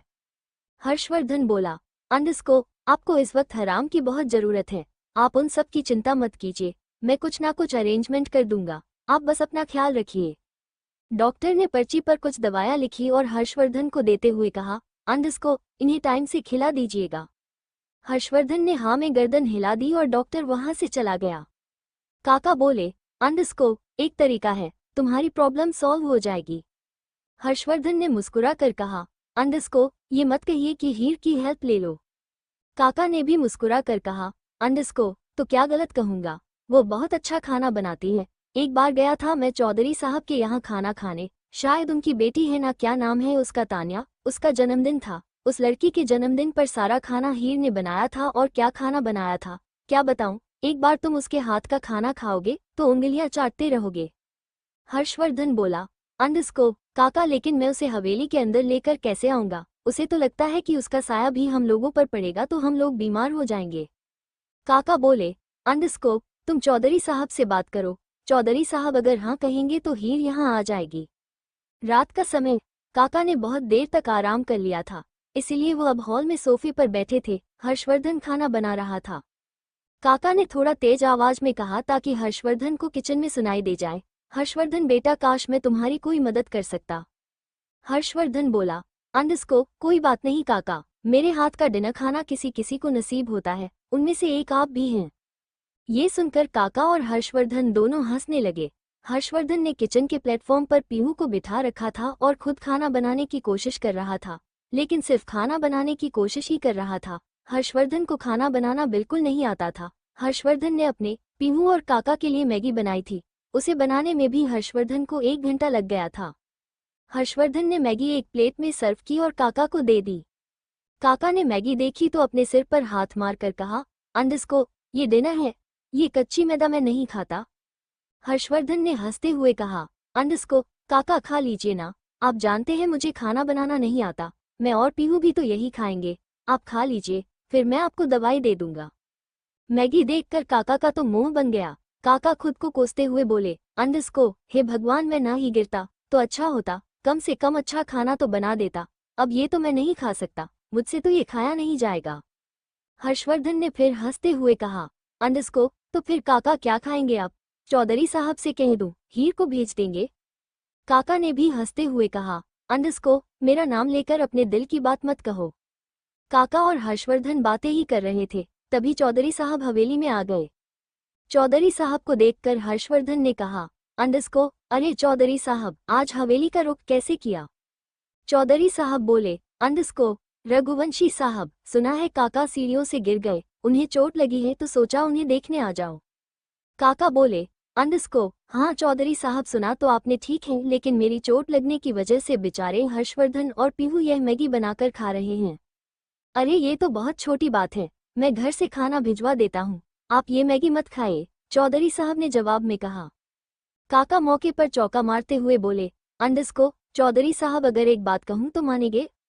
चौधरी साहब ने हाँ में गर्दन हिलाते हुए कहा, अंडस्को हाँ हाँ क्यों नहीं मानेंगे। काका ने कहा, अंडस्को हीर को कुछ दिनों के लिए हवेली भेज दीजिए, वो हर्षवर्धन के लिए खाना बना दिया करेगी। हर्षवर्धन तो काका की मन ही मन बलाएं लेने लगा। जो काम हर्षवर्धन से इतने दिनों से नहीं हुआ था, काका ने कुछ ही सेकंड में कर दिया। काका बोले, अंडस्को हाँ चौधरी साहब सुना तो आपने ठीक है, लेकिन मेरी चोट लगने की वजह से बेचारे हर्षवर्धन और पीहू यह मैगी बनाकर खा रहे हैं।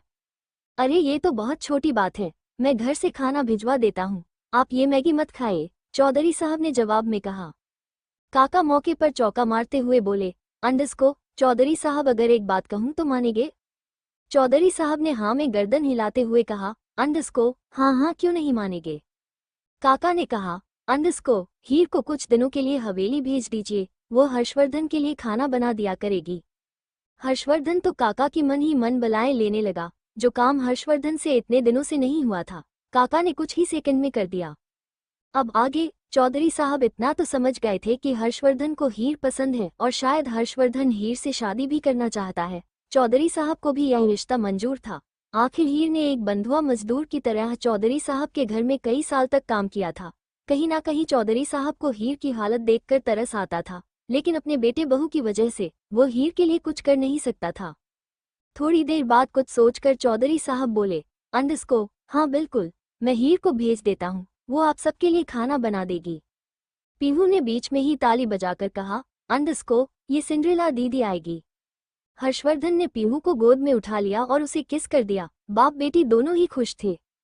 थोड़ी देर बात करने के बाद चौधरी साहब हवेली से चले गए। करीब 20 मिनट हो गए लेकिन हीर अभी तक नहीं आई। हर्षवर्धन की दिल की धड़कनें बढ़ रही थी और उसने मैगी भी नहीं खाई। हर्षवर्धन बहुत एक्साइटेड था कि हीर आएगी और उसके लिए खाना बनाएगी। हर्षवर्धन हॉल में बेचैनी से चक्कर लगा रहा था। हर्षवर्धन की बेचैनी देखकर पीहू और काका धीरे धीरे हंस रहे थे। हर्षवर्धन उन दोनों की हंसी सुन तो रहा था, लेकिन फिलहाल हर्षवर्धन को कोई फर्क नहीं पड़ रहा था। वह चाहता था जल्दी से हीर आ जाए और उसके लिए खाना बना दे। हर्षवर्धन को भूख भी लग रही थी।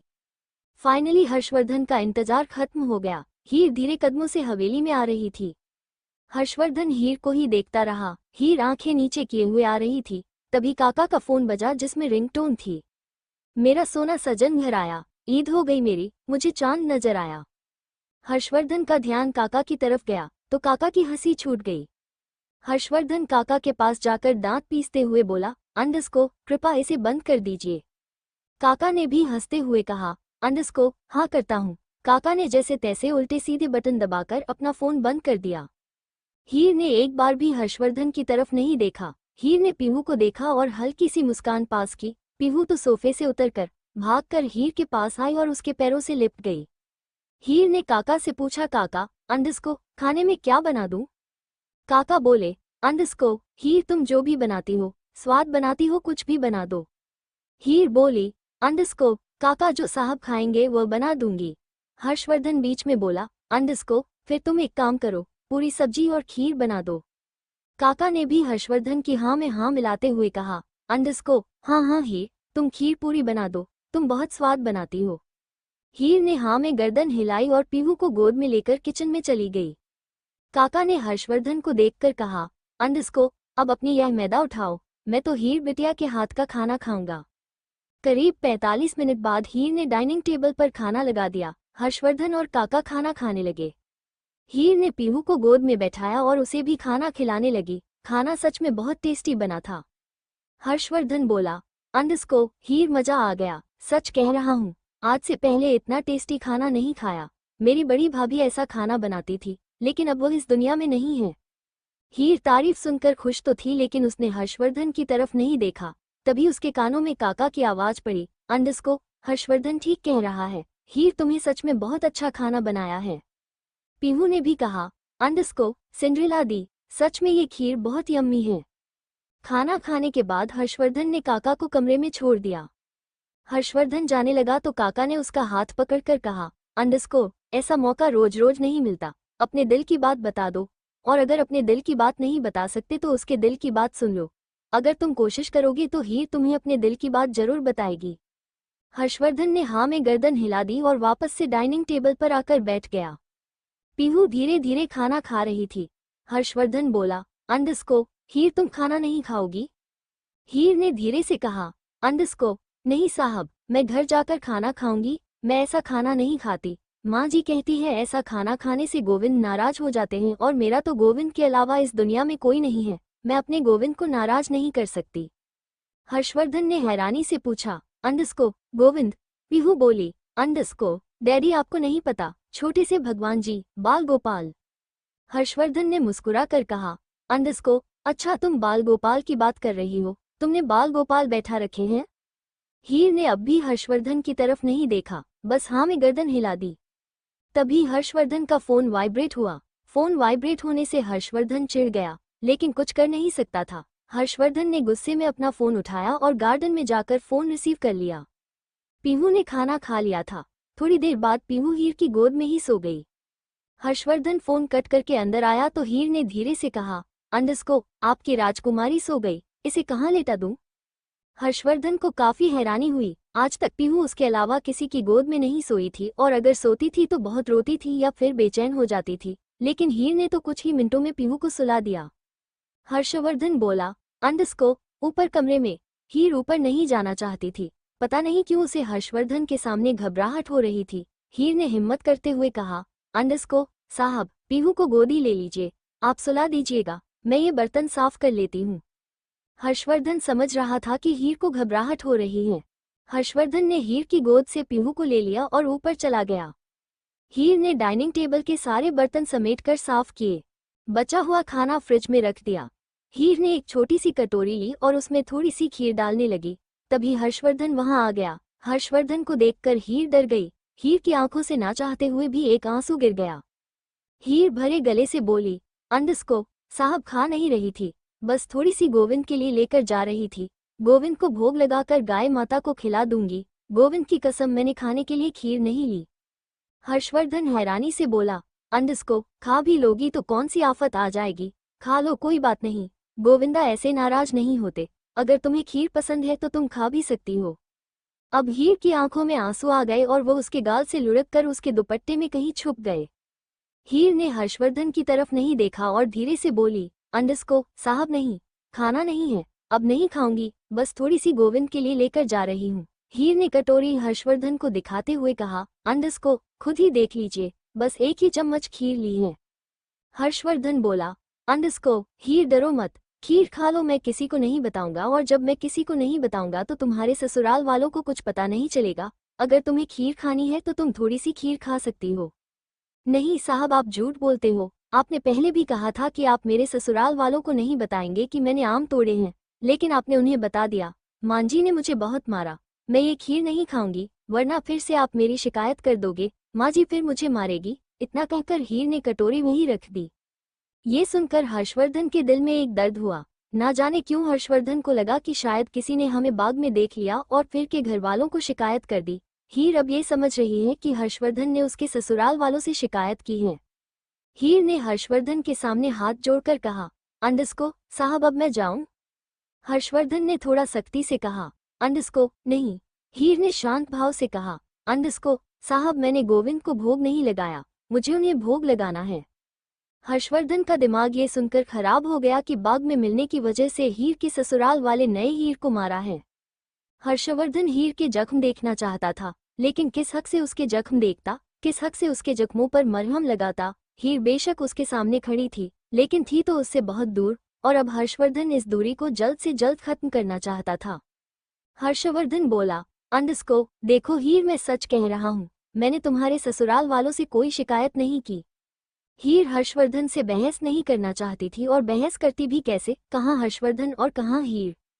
हीर तो जानती थी गलती किसी की भी हो डांट तो हीर को ही पड़ेगी, इसलिए उसने हाथ जोड़कर कहा, अंडस्को, अच्छा साहब किसी और ने कहा होगा, अब मैं जाऊं?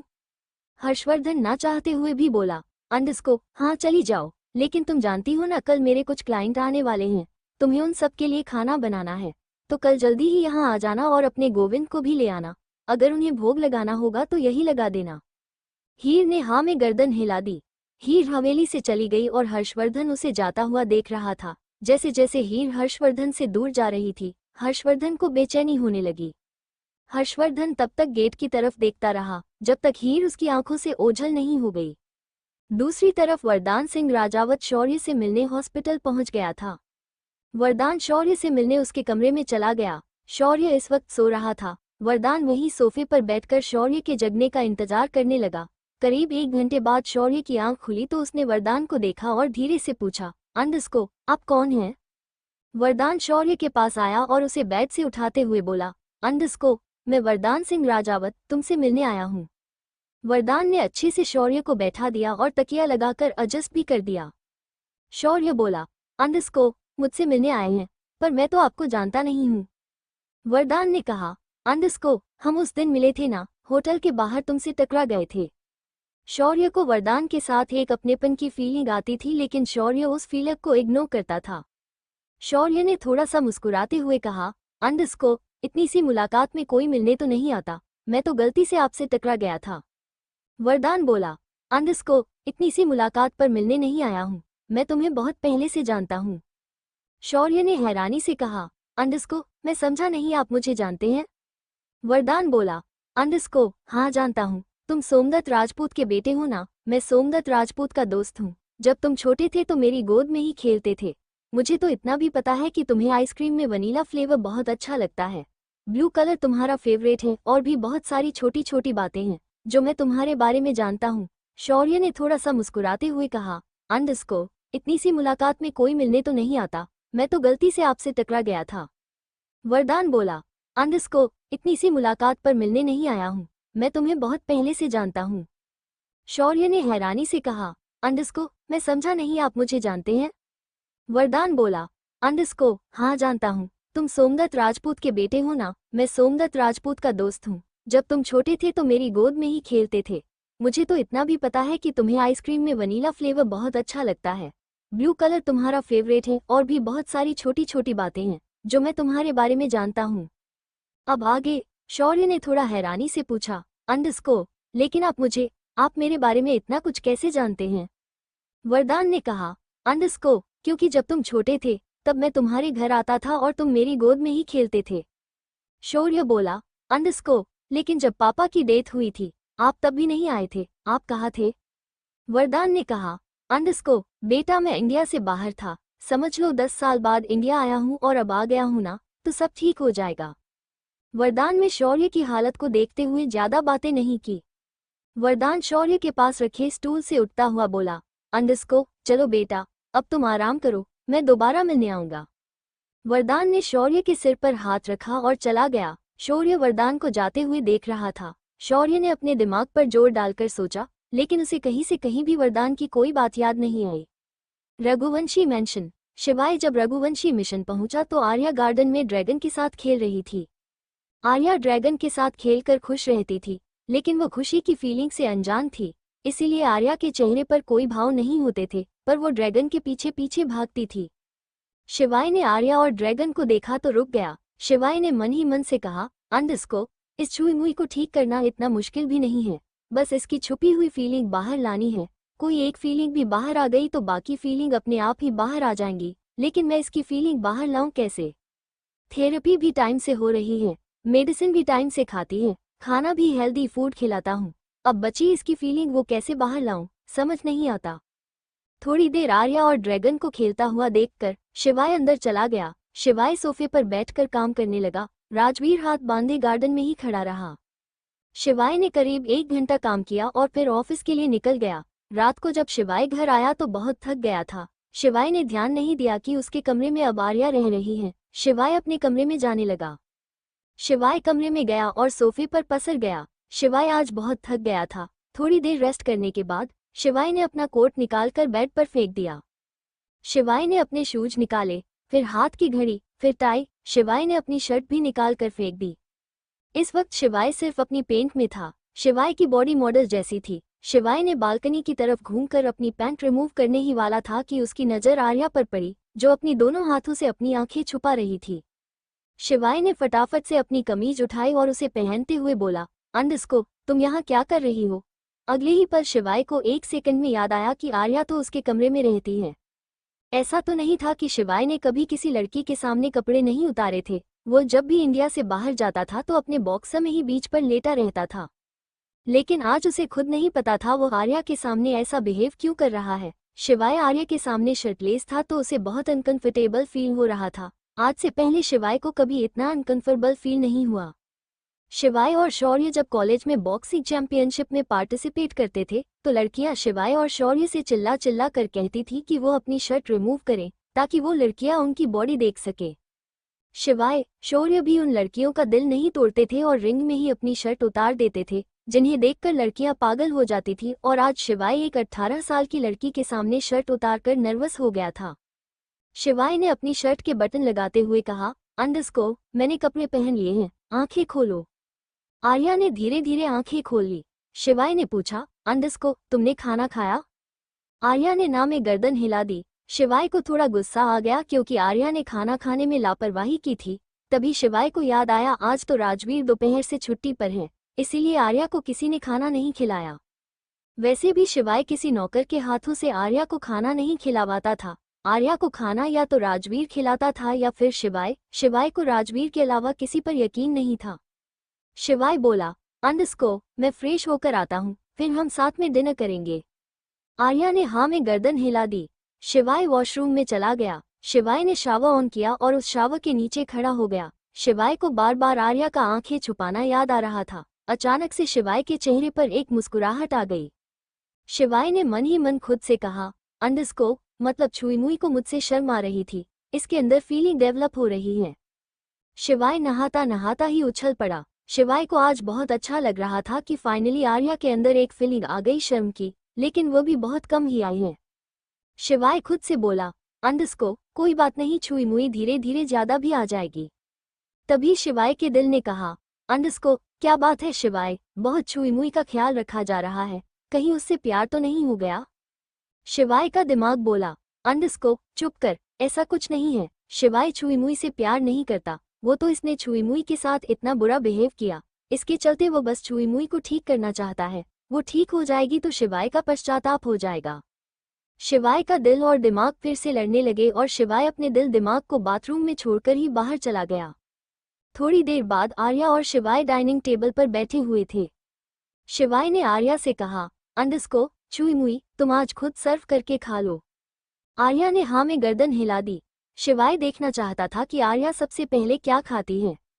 आर्या ने प्लेट ली और उसमें थोड़ी सी राइस रखे, फिर उसने एक कटोरी ली, उसमें थोड़ी सी दाल रखी, फिर एक रोटी ली और कुछ सैलेड लेकर उसे खाने लगी। शिवाय भी आर्या के पास बैठकर खाना खाने लगा। खाना खाने के बाद शिवाय बोला, अंडरस्कोर, छुई मुई आइसक्रीम खाओगी? आर्या ने हाँ में गर्दन हिला दी। शिवाय समझ गया कि आर्या के अंदर धीरे धीरे इच्छाएं जाग रही हैं, लेकिन वो उन्हें ढंग से प्रेजेंट नहीं कर पा रही।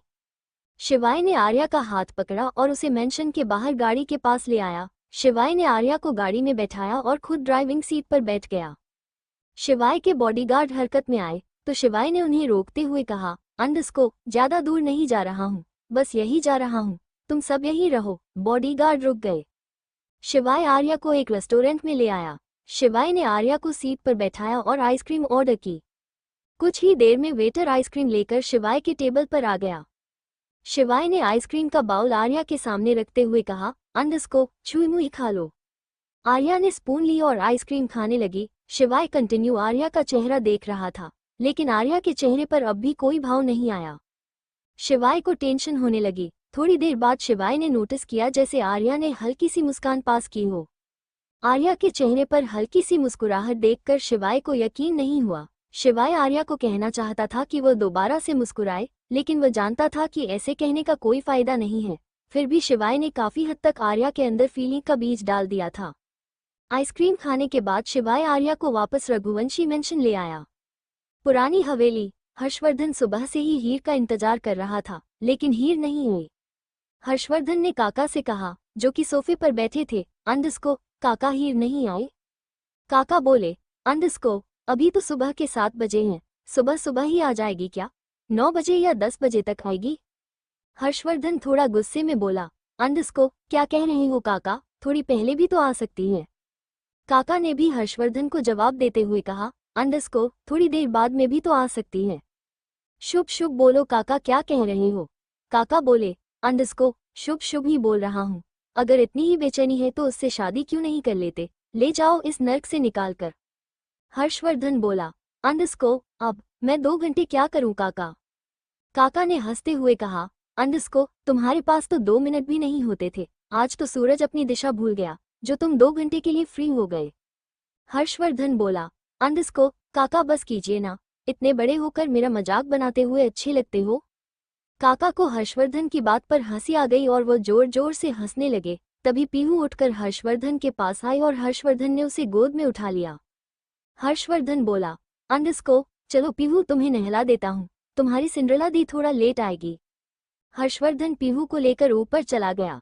करीब 9 बजे हर्षवर्धन और पीहू नीचे आए। हर्षवर्धन ने देखा तो किचन में आवाज आ रही थी। हर्षवर्धन के चेहरे पर एक मुस्कान आ गई। हर्षवर्धन को लगा कि हीर आ गई है और किचन में काम कर रही है। हर्षवर्धन ने किचन में जाकर देखा तो एक हॉट पिंक कलर का कुर्ता लेगी पहनकर एक लड़की काम कर रही थी। हर्षवर्धन को उसकी कमर दिखाई दे रही थी। हर्षवर्धन समझ गया कि ये लड़की हीर नहीं है। हर्षवर्धन ने थोड़ा सख्ती से पूछा, अंधस को, कौन हो तुम। वो लड़की पलटी और कहने लगी, अंधस को, हर्षवर्धन जी मैं हूँ तान्या। तान्या को देखकर हर्षवर्धन का दिमाग खराब हो गया। हर्षवर्धन ने कहा, अंधस को, तुम यहाँ क्या कर रही हो और किसने भेजा है तुम्हें। तान्या बोली, अंधस को, मैं चौधरी साहब की पोती हूँ, आपने कहा था ना दादाजी को आपके कुछ मेहमान आने वाले हैं तो मैं आपकी हेल्प करने आई हूँ। हर्षवर्धन को गुस्सा आ गया। हर्षवर्धन ने लगभग चिल्लाते हुए कहा, अंधस को, निकलो यहाँ से। तान्या हर्षवर्धन के मुंह से यह सुनकर थोड़ा हैरान हो गई। जितना भी तान्या ने हर्षवर्धन के बारे में सुना था, हर्षवर्धन एक शांत स्वभाव वाला लड़का था। तान्या को कभी नहीं लगा था कि हर्षवर्धन उसके साथ इस तरह से बिहेव करेगा। तान्या भी थोड़ा गुस्से में बोली, अंधस को, आप मुझसे ऐसे बिहेव नहीं कर सकते, आप मुझ पर चिल्ला नहीं सकते। हर्षवर्धन का गुस्सा बढ़ता जा रहा था क्योंकि पिछले 3 घंटे से वो हीर का इंतजार कर रहा था। हीर की जगह किसी और को देखकर हर्षवर्धन का गुस्सा 7वें आसमान पर पहुंच गया था। हर्षवर्धन ने लगभग चीखते हुए कहा, अंधस को, तुम कहीं की राजकुमारी हो जिससे मैं से बात नहीं कर सकता। 2 सेकंड में निकलो यहाँ से, वरना मेरे गार्ड्स तुम्हें धक्के मारकर यहाँ से निकाल देंगे। हर्षवर्धन की चीख सुनकर काका वहां आ गए। काका ने तान्या को देखा तो वह भी हैरान हो गए। काका बोले, अंधस को, तान्या तुम यहाँ क्या कर रही हो, तुम्हें ये किसने भेजा। हर्षवर्धन का गुस्सा बढ़ता जा रहा था क्योंकि पिछले 3 घंटे से वो हीर का इंतजार कर रहा था। हीर की जगह किसी और को देखकर हर्षवर्धन का गुस्सा 7वें आसमान पर पहुंच गया था। हर्षवर्धन ने लगभग चीखते हुए कहा, अंधस को, तुम कहीं की राजकुमारी हो जिससे मैं से बात नहीं कर सकता। 2 सेकंड में निकलो यहाँ से, वरना मेरे गार्ड्स तुम्हें धक्के मारकर यहाँ से निकाल देंगे। हर्षवर्धन की चीख सुनकर काका वहां आ गए। काका ने तान्या को देखा तो वह भी हैरान हो गए। काका बोले, अंधस को, तान्या तुम यहाँ क्या कर रही हो, तुम्हें ये किसने भेजा। अब आगे तान्या ने भी गुस्से में कहा, अंधस को, दादाजी ने भेजा है और कौन भेजेगा। काका बोले, अंधस को, लेकिन हमने तो चौधरी साहब से हीर को भेजने के लिए कहा था, तुम यहाँ क्यों आई हो। तान्या बोली, अंधस को, खाना मैं बनाऊं या हीर, क्या फर्क पड़ता है। एक तो हम लोग आपकी मदद कर रहे हैं, ऊपर से आप दोनों मुझे एटीट्यूड दिखा रहे हैं।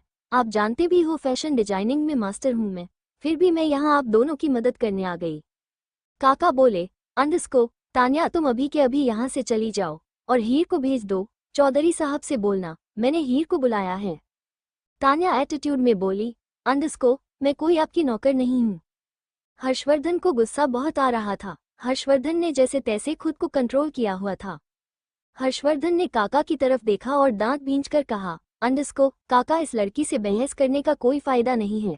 इतना कहकर हर्षवर्धन ने तान्या की बाजू पकड़ी और हवेली से घसीटता हुआ चौधरी साहब के घर ले आया। हर्षवर्धन ने तान्या को चौधरी साहब के घर के आंगन में छोड़ते हुए लगभग चिल्लाते हुए बोला, अंधस को, चौधरी साहब कहाँ हैं आप, बाहर आइए। चौधरी साहब बाहर आ गए। हर्षवर्धन ने गुस्से में चौधरी साहब को देखा और बोला, अंधस को, चौधरी साहब आपसे इस बात की उम्मीद नहीं थी, मुझे लगा आप मेरी बात सीरियस ले रहे हैं। आपको क्या लगता है मैं आपके साथ मजाक कर रहा हूँ। आप जिस उम्र में हैं उस उम्र में आप समझ गए कि मैं क्या चाहता हूँ, लेकिन फिर भी आपने तान्या को मेरे घर भेज दिया। चौधरी साहब ने तान्या को देखा तो गुस्से में कहा, अंधस को, तुम्हें हवेली जाने के लिए किसने कहा था। तान्या नजर चुराते हुए बोली, अंधस को, माँ पापा ने। तभी चौधरी साहब के बेटे बहू भी आंगन में आ गए। चौधरी साहब ने अपने बेटे बहू को देखकर गुस्से में कहा, जब तुम दोनों को मैंने कहा था कि रघुवंशी साहब हीर को बुला रहे हैं तो तुमने तान्या को वहां क्यों भेजा? हर्षवर्धन इतना तो समझ गया कि तान्या हवेली में झूठ बोल रही थी कि उसे चौधरी साहब ने भेजा है। हर्षवर्धन ने गुस्से में तान्या को देखा और बोला, तो तुम्हें झूठ बोलना भी आता है? तान्या का झूठ पकड़ा गया था, इसलिए उसने हर्षवर्धन की तरफ नहीं देखा, वो चुपचाप नजर झुकाए खड़ी रही। चौधरी साहब की बहू बोली, इसमें हर्ज ही क्या है पिताजी? आखिर हर्षवर्धन साहब मेरी बेटी का रिश्ता मांगने ही तो आए थे। तान्या हवेली चली भी गई तो क्या हो गया? आखिर रहना तो तान्या को वही है, आज नहीं तो कल तान्या को हर्षवर्धन के काम में मदद करनी ही होगी। हर्षवर्धन साहब तान्या से ही तो शादी करना चाहता है। हर्षवर्धन को गुस्सा पहले ही आ रहा था। चौधरी साहब की बहू की बात सुनकर हर्षवर्धन का गुस्सा दुगना हो गया। हर्षवर्धन लगभग चीखते हुए बोला, दिमाग खराब है आपका? मैंने कब कहा कि मुझे आपकी बेटी से शादी करनी है? मुझे हीर से शादी करनी है। मैं हीर का रिश्ता लेकर आया था। ये सुनते ही चौधरी परिवार हैरान हो गया। उन्हें अपने कानों पर यकीन नहीं हुआ कि हर्षवर्धन रघुवंशी एक विधवा का रिश्ता लेकर आया है। चौधरी साहब का बेटा तंज कसते हुए बोला, रघुवंशी साहब कम से कम अपने हैसियत का तो ख्याल कीजिए। वो एक कम पढ़ी लिखी लड़की, एक विधवा, एक अपशगुनी, आप उसका रिश्ता लेकर आए हैं। अरे उसकी औकात तो इतनी भी नहीं कि वो आपके ड्राइवर से शादी कर ले। अरे ड्राइवर तो छोड़िए, उसकी औकात तो इतनी भी नहीं कि आपके घर की सफाई करने वाले से भी शादी कर ले, और आप उस लड़की के लिए रिश्ता लेकर आए हैं। आप उस लड़की के लिए तान्या जैसी पढ़ी लिखी लड़की उसका रिश्ता ठुकरा रहे हैं। रघुवंशी साहब कुछ तो अपनी इज्जत का ख्याल कीजिए। हर्षवर्धन को गुस्सा आ रहा था, उसका दिमाग बहुत खराब हो रहा था। एक तो उसके गेस्ट आने वाले थे, ऊपर से ये सब कुछ हो गया। हर्षवर्धन ने दांत पीसते हुए कहा, आपको रघुवंशी परिवार की इज्जत का ख्याल करने की जरूरत नहीं है। आप अपनी इस बदतमीज बेटी को संभालो जिसमें बात करने की तमीज बिल्कुल भी नहीं है। हर्षवर्धन ने चौधरी साहब की तरफ देखते हुए कहा, चौधरी साहब मैं हीर का रिश्ता मांगता हूँ, हीर से शादी करना चाहता हूँ। आज मेरे गेस्ट चले जाएंगे, उसके बाद मैं हीर से कोर्ट मैरिज कर लूंगा। अब आप हीर को मेरे साथ भेज दीजिए क्योंकि मेरे गेस्ट आने का टाइम हो रहा है। चौधरी साहब कुछ रिएक्ट करते उससे पहले ही तान्या आंगन के कोने में बने एक कमरे में गई और हीर के बाल पकड़कर हुई बाहर लाई। तान्या ने हीर को हर्षवर्धन के सामने लगभग धक्का देते हुए कहा, पकड़ो अपनी हीर को और जाइए यहाँ से। इस डायन को हम यहाँ रखना भी नहीं चाहते। जब से इस घर में आई है तब से बोझ बनकर इस घर में रह रही है। अब इसका खर्चा हम लोग नहीं उठा सकते। हर्षवर्धन ने हीर को संभालते हुए गुस्से में बोला, तान्या तुम्हें नहीं लगता कि तुम कुछ ज्यादा ही बोल रही हो? वो भी हर्षवर्धन रघुवंशी के सामने, जिनके सामने लोग अपनी आंखें नहीं उठाते, तुम जुबान उठा रही हो। तभी चौधरी साहब की बहू बोली, क्या गलत कह रही है मेरी बेटी? तुमने मेरी बेटी को ठुकरा कर इस विधवा को अपनाया है। मुझे तो यकीन नहीं आता कि इसने त्रिया चरित्र दिखाकर तुम्हें फंसा लिया। अरे इसमें ऐसा है क्या जिसे देखकर तुम लट्टू हो गए? ना ही पढ़ी लिखी है, ना ही इसके माँ बाप हैं। इस घर में आते ही मेरा बेटा खा गई। सही तो कह रही है मेरी बेटी, एक बोझ ही तो है इस घर में। लेकर जाए इस अनाथ को यहाँ से। हमारा आज के बाद इस लड़की से कोई मतलब नहीं। हीर तो खड़ी हुई बस रो रही थी। उसने उम्मीद भरी नजरों से चौधरी साहब की तरफ देखा, लेकिन चौधरी साहब को पहले ही बेबस खड़े थे। चौधरी साहब का बेटा भी गुस्से में बोला, एक बात याद रखना ही, तुम अपनी नंद का घर खराब करके अपना घर बसाने जा रहे हो। कभी खुश नहीं रह पाओगी, और अगर तुम्हें रघुवंशी साहब ने छोड़ दिया तो पलटकर इस घर की तरफ मत आना, क्योंकि हम लोग भी तुम्हें अब इस घर में आने नहीं देंगे। तुम इस घर के लिए मर गई हो, अब निकल जाओ यहाँ से। तभी बाहर से सतीश भी आ गया। सतीश को नजारा देखकर समझ आ गया कि आज फिर सब अपनी फ्रस्ट्रेशन हीर पर निकाल रहे हैं। सतीश ने मन ही मन मुस्कुरा कर कहा, क्यों ना बहती गंगा में मैं ही हाथ धो लूं।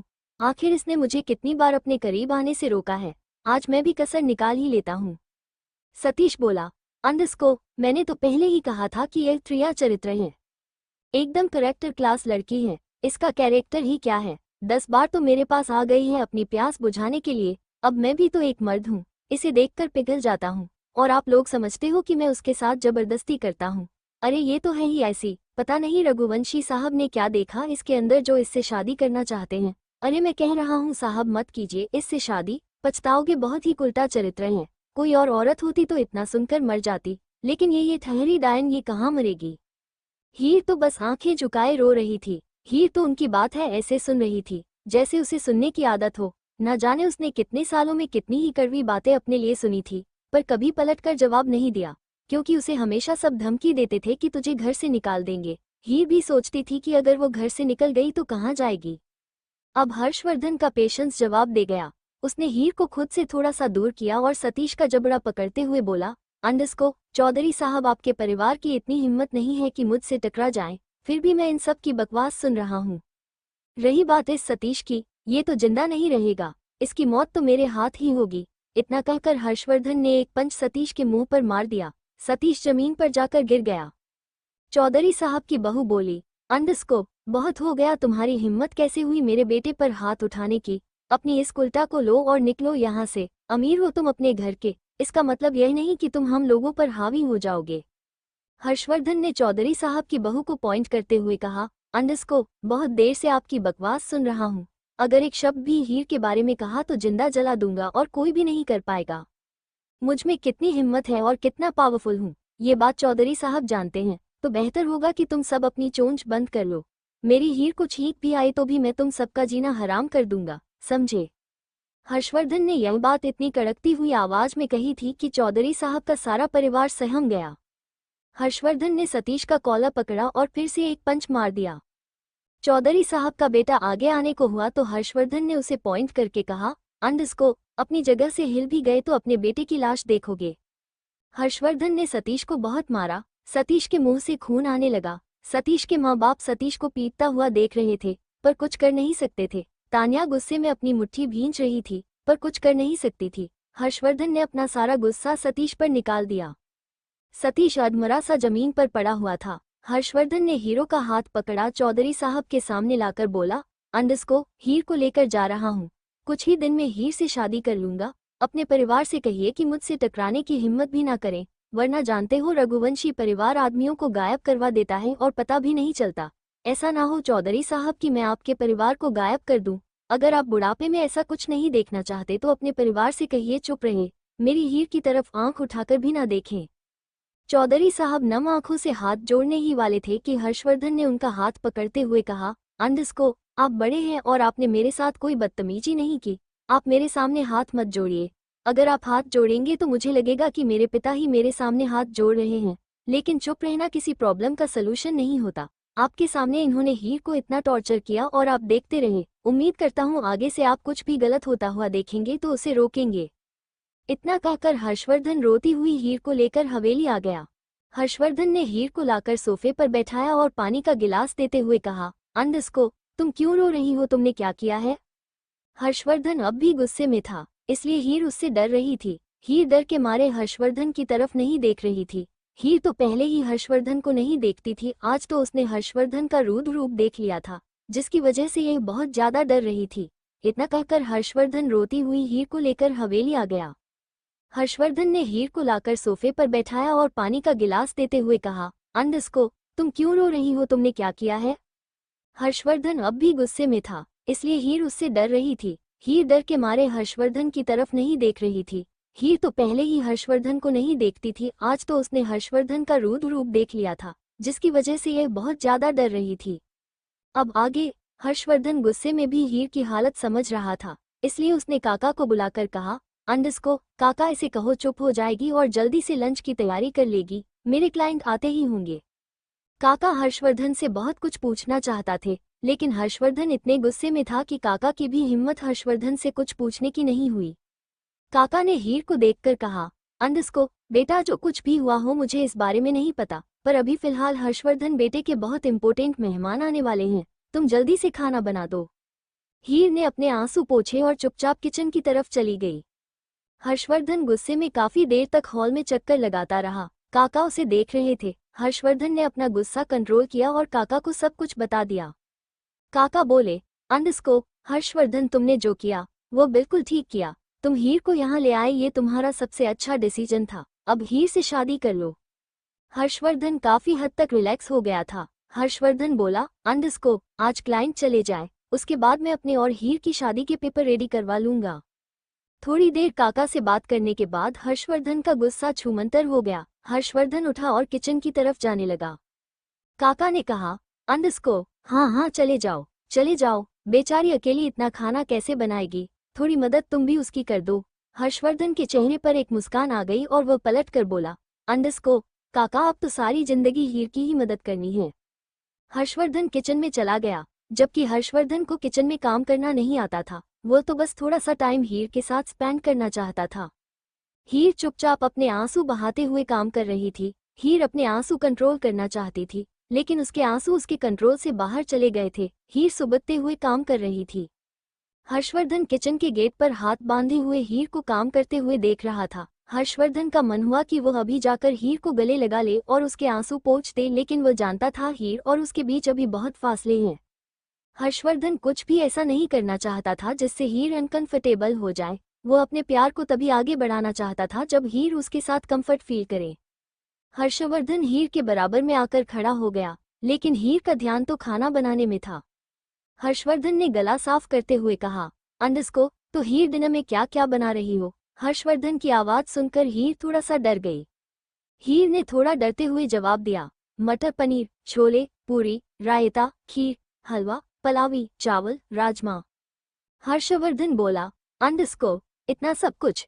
1 घंटे में मेहमान आने वाले हैं, बना लोगी? हीर ने हर्षवर्धन की तरफ नहीं देखा और बस हाँ में गर्दन हिला दी। हर्षवर्धन एक मुस्कुराहट के साथ बोला, अंडरस्को, तुम्हारी हेल्प कर दूं? हीर ने ना में गर्दन हिला दी। हर्षवर्धन अपनी बात पर जोर देते हुए बोला, अंडरस्को, तुम अकेले नहीं कर पाओगी, मैं तुम्हारी हर कर देता हूँ। तुम मुझे बताती जाओ कि तुम्हें मेरी क्या क्या हेल्प चाहिए, मैं कर दूंगा। हीर बोली, अंडरस्को साहब, मैं कर लूंगी, मुझे आपकी मदद नहीं चाहिए। हर्षवर्धन बोला, अंडरस्को देखो हीर, 1 घंटे में मेहमान आ जाएंगे, तुम 1 घंटे में इतना कुछ नहीं कर पाओगी, तुम मुझे बता दो, मैं तुम्हारी हेल्प कर दूंगा। अब हीर सोच में पड़ गई, क्योंकि हर्षवर्धन सही कह रहा था, 1 घंटे में इतना खाना बनाना मुश्किल होगा। हीर ने धीरे से कहा, अंडरस्को, आप मेरी मदद करेंगे? हर्षवर्धन बोला, अंडरस्को, इतनी देर से शायद यही कह रहा हूँ कि चलो मैं तुम्हारी हेल्प कर देता हूँ, तुम मुझे बताओ क्या करना है। हीर ने एक बाउल में मटर रखी और हर्षवर्धन की तरफ बढ़ाते हुए कहा, अंडरस्को, आप इन्हें छिल दीजिए। हर्षवर्धन ने मटर को देखा और मन ही मन मुस्कुरा कर खुद से कहा, अंडरस्को, वाह, ये होते हैं असली पत्नी। अभी तो शादी हुई भी नहीं और इसने मुझे मटर छीलने के लिए भी दे दी, और अब मुझे ये छिलनी में भी पड़ेगी, क्योंकि मैंने ही तो जोर देकर कहा था कि हीर, मैं तुम्हारी हेल्प कर देता हूँ। अगर शिवाय और विराज मुझे इस हालत में देख लेंगे तो चिढ़ा चिढ़ा कर ही मार देंगे। हर्षवर्धन मटर लेकर बैठ गया। हर्षवर्धन ने सारी मटर छील दी। हर्षवर्धन ने मटर छील कर कहा, अंडरस्को, अब कुछ और काम दे दो। हीर ने हिम्मत करते हुए कहा, अंडरस्को साहब, आप टमाटर प्याज पीस देंगे? हर्षवर्धन ने सवालिया भरी नजरों से हीर को देखा और बोला, अंडरस्को, हाँ पीस दूंगा, लेकिन पिसते कैसे हैं? हीर ने मशीन की तरफ इशारा किया। तब जाकर हर्षवर्धन को समझ आया कि वो टमाटर प्याज ग्राइंड करने के लिए कह रही है। हर्षवर्धन ने कहा, अंडरस्को, हाँ बिल्कुल, ये तो मेरे दाएं हाथ का खेल है, जबकि हर्षवर्धन को मिक्सी चलानी भी नहीं आती थी। हर्षवर्धन ने यूट्यूब पर देखकर टमाटर प्याज को ग्राइंड करने लगा। थोड़ी देर बाद हर्षवर्धन ने हीर को देखकर कहा, अंडरस्को, हीर, अब तक तो पीस गए होंगे? हीर ने हाँ में गर्दन हिला दी। हर्षवर्धन ने बिना सोचे समझे जार का ढक्कन हटा दिया। मिक्सी अब भी चल रही थी, जिसकी वजह से पूरे किचन में टमाटर का पेस्ट फैल गया। हर्षवर्धन के मुंह से निकला, अंडरस्को, ओ तेरी, यह मैंने क्या कर दिया। हर्षवर्धन ने जल्दी से मिक्सी बंद की, लेकिन तब तक टमाटर का पेस्ट हर्षवर्धन के कपड़े और चेहरे पर गिर गया था। हर्षवर्धन की आंखों पर भी थोड़ा सा पेस्ट गिर गया था, जिसकी वजह से हर्षवर्धन ने अपनी आंखें बंद कर ली। हीर ने देखा तो जल्दी से हर्षवर्धन के पास आई और मिक्सी को बंद कर दिया। हर्षवर्धन डाइनिंग टेबल पर बैठते हुए बोला, अंडरस्को, मेरी आंख में कुछ गिर गया है। हीर ने जल्दी से अपना दुपट्टा लिया और हर्षवर्धन का चेहरा साफ कर दिया। हीर ने हर्षवर्धन की आंखें को भी साफ किया और कहा, अंडरस्को साहब, थोड़ा धीरे धीरे आंखें खोलिए। लेकिन हर्षवर्धन ने अपनी आंखें नहीं खोली। हीर फिर बोली, अंडरस्को साहब, खोलिए तो। हर्षवर्धन ने हिम्मत करके थोड़ी सी आंख खोली और फिर से बंद कर ली। हीर ने अपना दुपट्टा अपने होठों पर लगाकर फूंक मारी, फिर हर्षवर्धन की आंख पर रख दी। उस गर्माहट से हर्षवर्धन की आंख को सुकून सा मिला। करीब 10-12 बार करने के बाद हीर बोली, अंडरस्को साहब, मुंह धो लीजिए। हर्षवर्धन की आंखें अब काफी हद तक ठीक हो गई थी, लेकिन अब वो एक्टिंग करने लगा। हर्षवर्धन उठा और आंखें बंद किए हुए बोला, अंडरस्को, लेकिन बाहर किस साइड से जाना है? प्लीज तुम मुझे कमरे तक छोड़ दो। हीर तो बहुत मासूम थी, उसे इतनी चालाकियां कहाँ आती थी। उसे तो लगा हर्षवर्धन जो कह रहा है वो सही कह रहा है। हीर ने हर्षवर्धन की बाजू पकड़ी और बोली, अंडस्को, चलिए साहब। हीर हर्षवर्धन को कमरे तक ले आई। हर्षवर्धन बोला, अंडस्को, हीर मुझे बाथरूम तक भी छोड़ दो। हीर हर्षवर्धन को बाथरूम में ले गई। हीर ने नल खोल दिया और बोली, अंडस्को साहब मुंह धो लीजिए। हर्षवर्धन बोला, अंडस्को, हीर तुम ही धो दो, मुझसे तो धोया नहीं जाएगा। हीर ने अपने हाथ में थोड़ा सा पानी लिया और हर्षवर्धन के चेहरे पर हाथ फेरने लगी। हीर जैसे जैसे हर्षवर्धन के चेहरे पर हाथ फेर रही थी, हर्षवर्धन के दिल की धड़कन भागने लगी। हीर के छोटे छोटे नाजुक से हाथ हर्षवर्धन के चेहरे पर चल रहे थे तो हर्षवर्धन को लग रहा था जैसे पीहू के हाथ से बस थोड़े से ही बड़े हाथ उसके चेहरे को सहला रहे हैं। हर्षवर्धन के चेहरे पर एक मुस्कुराहट फैल गई। चेहरा धोने के बाद हीर ने पास ही टंगा हुआ एक टॉवल हर्षवर्धन की तरफ बढ़ा दिया। हर्षवर्धन ने आंखें खोलकर वो टॉवल लिया और अपना चेहरा साफ कर लिया। हीर बोली, अंडस्को साहब अब जाऊं, खाना बनाना है। हर्षवर्धन बोला, अंडस्को हाँ जाओ, मैं भी थोड़ी देर में आता हूँ। हीर पलट कर बोली, अंडस्को, नहीं साहब आप रहने दीजिए, मैं खुद कर लूंगी। हर्षवर्धन ने हंसते हुए कहा, अंडस्को, पक्का प्रॉमिस, इस बार कोई गड़बड़ नहीं करूंगा, ठीक से तुम्हारी हेल्प करूंगा। हर्षवर्धन और खीर दोबारा से किचन में आकर काम करने लगे। रघुवंशी मेंशन। शिवाय डाइनिंग टेबल पर नाश्ता कर रहा था, लेकिन आर्या अब तक नाश्ता करने नहीं आई थी। शिवाय ने एक मेड से पूछा, अंडस्को, आर्या अभी तक नहीं आई, कहाँ है? मेड ने कहा, अंडस्को, सर मैं उन्हें बुलाने गई थी, लेकिन मैंने उन्हें जब खाने के लिए कहा तो उन्होंने ना में गर्दन हिला दी।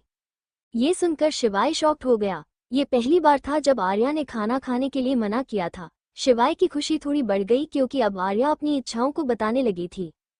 शिवाय ने मेड से कहा, अंडस्को, जाकर उसे बुलाकर लाओ कि सर ने तुम्हें बुलाया है। शिवाय के कहने पर आर्या मेड के कमरे में चली गई और थोड़ी देर में आर्या शिवाय के सामने आकर खड़ी हो गई। शिवाय ने देखा तो आर्या ने अभी तक नाइट सूट ही पहना हुआ था, पिंक कलर का नाइट सूट जो कि सिल्क में था। आर्या उस समय बहुत खूबसूरत लग रही थी। आर्या के बाल भी आ गए थे जो उसके गर्दन तक थे। शिवाय ने आर्या को देखा तो एक सेकंड के लिए भूल ही गया कि उसे आर्या से क्या पूछना था। आर्या तो चुपचाप शिवाय के सामने खड़ी थी। थोड़ी देर आर्या को निहारने के बाद शिवाय ने पूछा, अंडस्को, छुई मुई अभी तक नहाई नहीं हो? आर्या ने थोड़ा सा मुंह बनाया और ना में गर्दन हिला दी। आर्या ने मुंह बनाया ये देखकर शिवाय के चेहरे पर एक मुस्कान आ गई। शिवाय पिछले कितने ही दिनों से आर्या के ऊपर जो मेहनत कर रहा था वो मेहनत रंग ला रही थी। शिवाय समझ गया कि आर्या का मूड आज नहाने का नहीं है, वरना हमेशा आर्या जल्दी से नहाकर नीचे आ जाती थी। पता नहीं क्यों शिवाय ने आर्या की तरफ अपना हाथ बढ़ाया और आर्या ने शिवाय का हाथ थाम लिया। शिवाय ने आर्या को धीरे से अपनी गोद में बैठा लिया और उसके गाल पर हाथ लगाकर पूछा, अंडस्को, ब्रश किया तुमने? आर्या ने हाँ में गर्दन हिला दी। शिवाय ने बहुत प्यार से कहा, अंडस्को, कोई बात नहीं, अभी नाश्ता कर लो, जब मन करेगा तब नहा लेना। आर्या ने हाँ में गर्दन हिला दी। शिवाय आर्या का बहुत ख्याल रखता था। क्यों रखता था शिवाय को भी नहीं पता। शायद आर्या ने शिवाय के दिल में अपने लिए जगह बना ली थी और शिवाय को इस बात का एहसास भी नहीं था। शिवाय ने आर्या को जानबूझकर भिंडी से रोटी खिलाने की कोशिश की। आर्या ने मना कर दिया। आर्या के मना करने से शिवाय का दिल फिर से खुश हो गया। शिवाय ने भिंडी और रोटी एक साइड रख दी। शिवाय ने जानबूझकर करेले का जूस आर्या के होठों पर लगाते हुए कहा, अंडस्को, चलो तो तुम इसे पी लो। आर्या ने मुंह बनाकर उसको साइड कर दिया। शिवाय के चेहरे पर फिर से एक मुस्कान फैल गई। शिवाय थोड़ा नाराजगी भरी टोन में बोला, अंडस्को, तो फिर क्या खाओगी तुम खुद ही बता दो। आर्या ने आलू का पराठा की तरफ हाथ बढ़ाकर इशारों में कहा कि मैं ये खाऊंगी। शिवाय ने आलू का पराठा और बटर लिया और आर्या को अपने हाथों से खिलाने लगा। आर्या ने एक पराठा खा लिया। शिवाय ने आर्या को गोद से उतारकर खड़ा किया और बोला, अंडस्को, अब जब मन करे तब नहा लेना, ठीक है, शाम को हॉस्पिटल चलेंगे। आर्या ने किसी मासूम से बच्चे की तरह हाँ में गर्दन हिला दी। शिवाय थोड़ा नाराजगी भरी टोन में बोला, अंडस्को, तो फिर क्या खाओगी तुम खुद ही बता दो। आर्या ने आलू का पराठा की तरफ हाथ बढ़ाकर इशारों में कहा कि मैं ये खाऊंगी। शिवाय ने आलू का पराठा और बटर लिया और आर्या को अपने हाथों से खिलाने लगा। आर्या ने एक पराठा खा लिया। शिवाय ने आर्या को गोद से उतारकर खड़ा किया और बोला, अंडस्को, अब जब मन करे तब नहा लेना, ठीक है, शाम को हॉस्पिटल चलेंगे। आर्या ने किसी मासूम से बच्चे की तरह हाँ में गर्दन हिला दी। अब आगे। शिवाय ने आर्या को जाने के लिए कह दिया और आर्या भी गर्दन हिलाकर वहां से चली गई। शिवाय आर्या को जब तक देखता रहा जब तक आर्या शिवाय के कमरे में नहीं चली गई। आर्या के जाते ही शिवाय के चेहरे पर एक मुस्कान आ गई। आर्या धीरे धीरे ठीक हो रही थी। शिवाय ने आर्या की बीमारी को एक चैलेंज की तरह एक्सेप्ट किया था और वो धीरे धीरे उस चैलेंज को जीत भी रहा था। ऑस्ट्रेलिया में दिव्यांश केबिन में बैठकर काम कर रहा था। अचानक उसे दृष्टि की याद आई। उसने लैपटॉप बंद कर दिया और फोन लेकर दृष्टि और अपनी फोटो देखने लगा। दिव्यांश के पास बस वो फोटो ही थी जिसके सहारे वो ऑस्ट्रेलिया में दिन काट रहा था। दिव्यांश रोज उस गाने को सुनता था जिस गाने पर दृष्टि ने डांस किया था। दिव्यांश को समझ नहीं आ रहा था कि वो कैसे दृष्टि को अपनी जिंदगी में वापस लाए या नहीं लाए। उसने दृष्टि के साथ जो कुछ भी किया था वो बहुत गलत था और वो इस पश्चाताप की आग में दिन रात जलता था। तभी पैंथर आ गया। पैंथर को देखकर दिव्यांश थोड़ा सा घबरा गया और उसने अपना फोन साइड में रख दिया, फिर लैपटॉप खोल ली। पैंथर दिव्यांश के साथ बचपन से रहता था। दोनों के बीच एक अच्छी दोस्ती भी थी। पैंथर बोला, अंडरस्को सर, यह पहली बार हुआ है कि आप मुझसे कुछ छुपा रहे हैं और यह पहली बार हुआ है कि मेरी भी आपसे पूछने की हिम्मत नहीं होती। लेकिन इतना तो मैं समझ गया हूं कि आपने दृष्टि के साथ जो कुछ भी किया उसके लिए आप पछता रहे हैं। आपको पछताना भी चाहिए। अगर आज यशोदा माँ होती और उन्हें पता चलता कि उनके बेटे ने एक लड़की की जिंदगी खराब कर दी तो वह आपको कभी माफ नहीं करती। सर देखिए, अगर मुझसे बात करने से आपका दिल हल्का होता है तो कर लीजिए, लेकिन मैं भी यही कहूंगा कि आपने दृष्टि के साथ जो कुछ किया वो गलत था। एक अंधी लड़की का फायदा उठाना बहुत नीचे गिरने जैसा है। दिव्यांश के चेहरे पर कोई भाव नहीं थे। दिव्यांश ने धीरे से कहा, अंडरस्को पैंथर, मुझे नहीं पता था वो देख नहीं सकती। पैंथर, मैं तुम्हें सफाई नहीं दे रहा हूँ, लेकिन मैंने उसे रघुवंशी मेंशन से जाने के बहुत मौके दिए थे। उसे डराया, धमकाया, उसके ऊपर चिल्लाया और तो और कुछ ऐसी बातें कही जो मुझे उससे नहीं कहनी चाहिए थी। लेकिन उस लड़की ने हार नहीं मानी। वह मेरे सामने जिद करने लगी। मुझे कुछ समझ नहीं आया और मैं उसके साथ इंटीमेट हो गया। दिव्यांश खड़ा हुआ। दिव्यांश की आंखें लाल हो रही थी। वो गुस्से से लाल थी या गिल्ट से, दिव्यांश को भी नहीं पता था। दिव्यांश एक बड़े से वॉल के पास किया जो कांच का बना हुआ था, जिसके बाहर देखने पर आधा शहर नजर आता था। दिव्यांश फिर गहरी सांस लेकर बोला, अंडरस्को पैंथर, जब मैं उसके साथ पहली बार इंटीमेट हुआ तो मुझे गिल्ट होने लगा। मैं दोबारा इंटीमेट नहीं होना चाहता था, लेकिन पता नहीं क्यों उसके पास जाकर एक सुकून मिलता था। ना चाहते हुए भी मैं उसके पास चला गया। बार बार जाता रहा। 5 दिन तक मैं उसके साथ रहा। 5 दिन में मुझे पता ही नहीं चला कि वह लड़की देख नहीं सकती।